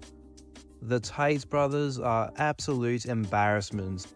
you can be sure that if their lips are moving, they are making fools of themselves with the most embarrassing lies possible. The fact that every single thing Andrew or Tristan say about their cases or their charges is a lie absolutely can and should be taken as admissions of guilt. For it, and all of the system that's tried to destroy my life. But the people who wrote this accusation and the prosecutors who took it seriously have some serious questions to answer, whether it be in a trial or whether it be in some type of inquest after this file gets dismissed. Thank you.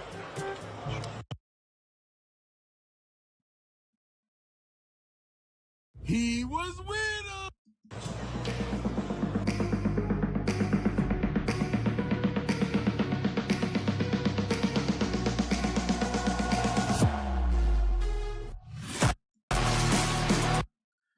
Well, them niggas, everybody's going to go lay down right now. Everybody is on their way to go lay down, sit down, get some rest for a minute. Including that boy Durky, yo.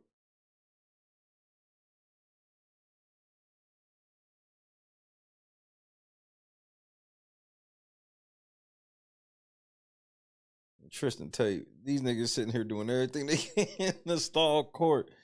Hey, all y'all gonna do is run out of money. Like, low key, that's all that's gonna end up happening is y'all just gonna run out of money.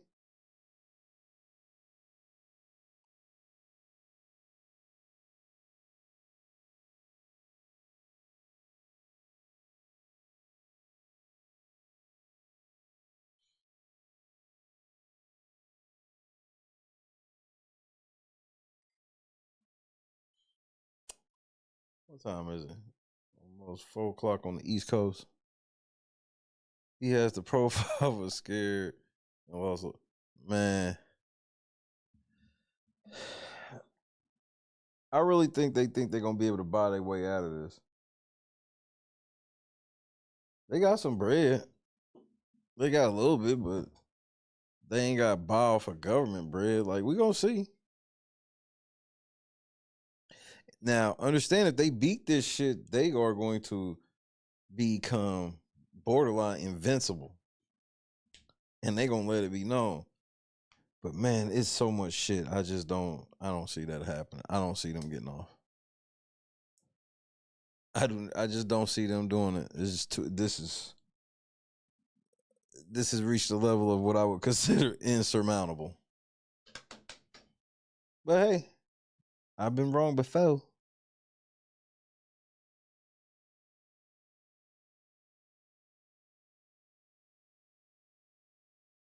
But I guess, I'm gonna just end right here. Cause I got some important stuff I gotta do today. But then again, I'm probably lying. Say goodnight to your boy.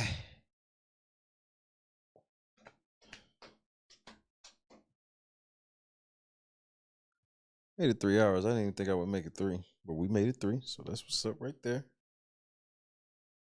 We got a couple little format changes coming.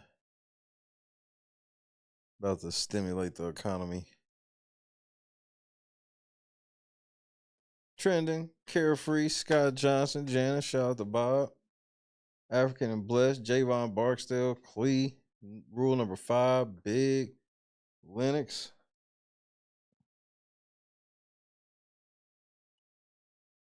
I'm just like this close to getting my life all the way back. I've gotten like 85% of the bullshit like wiped out. Just like,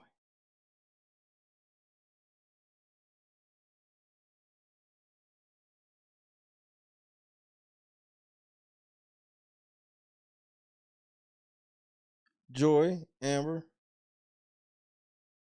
Definitely great to see everybody. God is indeed great.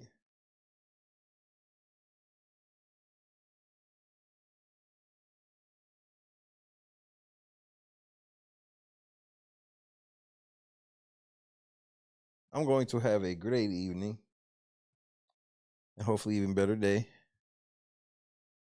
But we'll see what God say. I'm with it either way. Hey.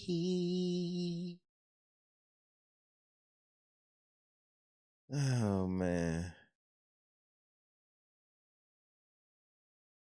God is great.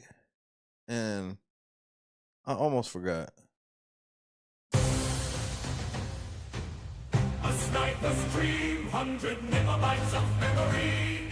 He has me forehead, and after head goes brains vertical. No matter who he races, he gonna have a head start. Frontal globe, remembers what happened tomorrow. His barber stands on the second floor. Why can you still see his forehead with the comments open?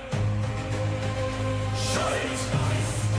He got a lot on his mind. He's been told to hold that thought all his life. Bro sweat tries before it reaches his eyes. He needs bangs. Ready freeze will cause an avalanche. I wonder what time zone his forehead's in. Depends on which way he is facing.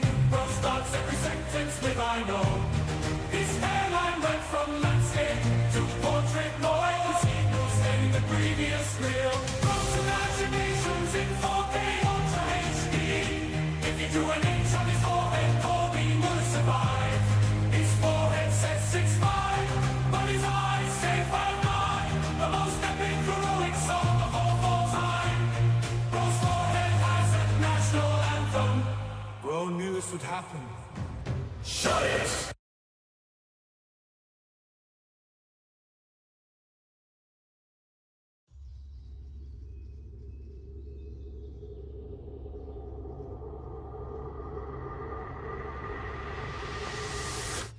Yo, what's going on, boys? How are you? Yo, dab me up. Yeah, all right, damn. What part of the city are you from? Yo, What's up? there, brother. Hey, Yeah. What's up? Yeah. You guys ready for this? Take this. Oh, all right, sick. Why don't you guys come inside? Don't ski. These are the guys. I'm Octavius Gray. And I'm Steve. Steve Lavoie. It's okay, I have vape in here, right?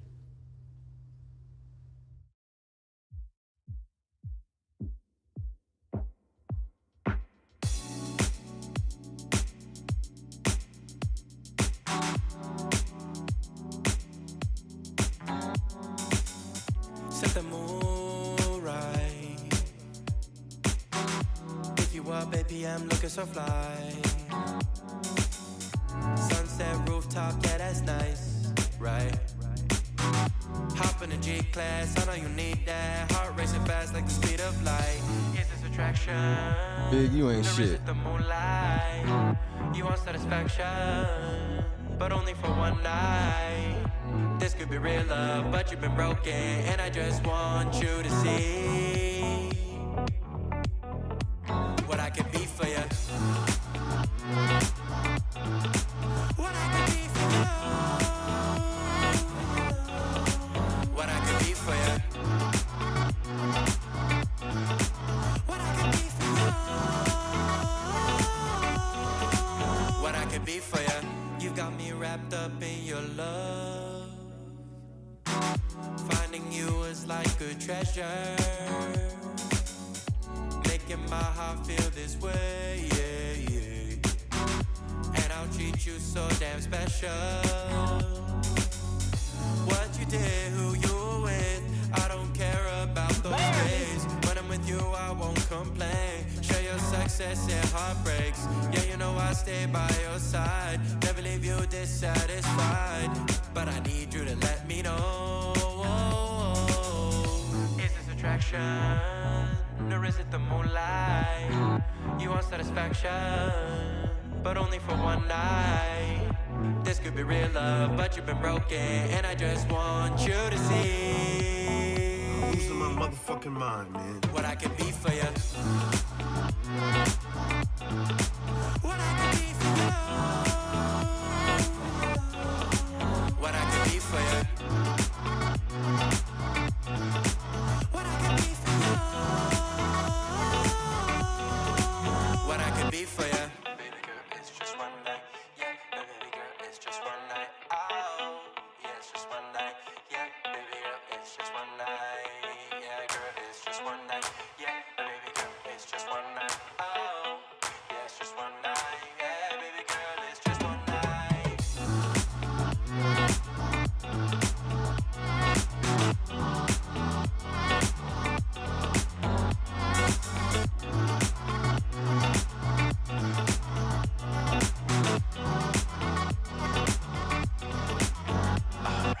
Crushed it. God is great. See you on the flip side.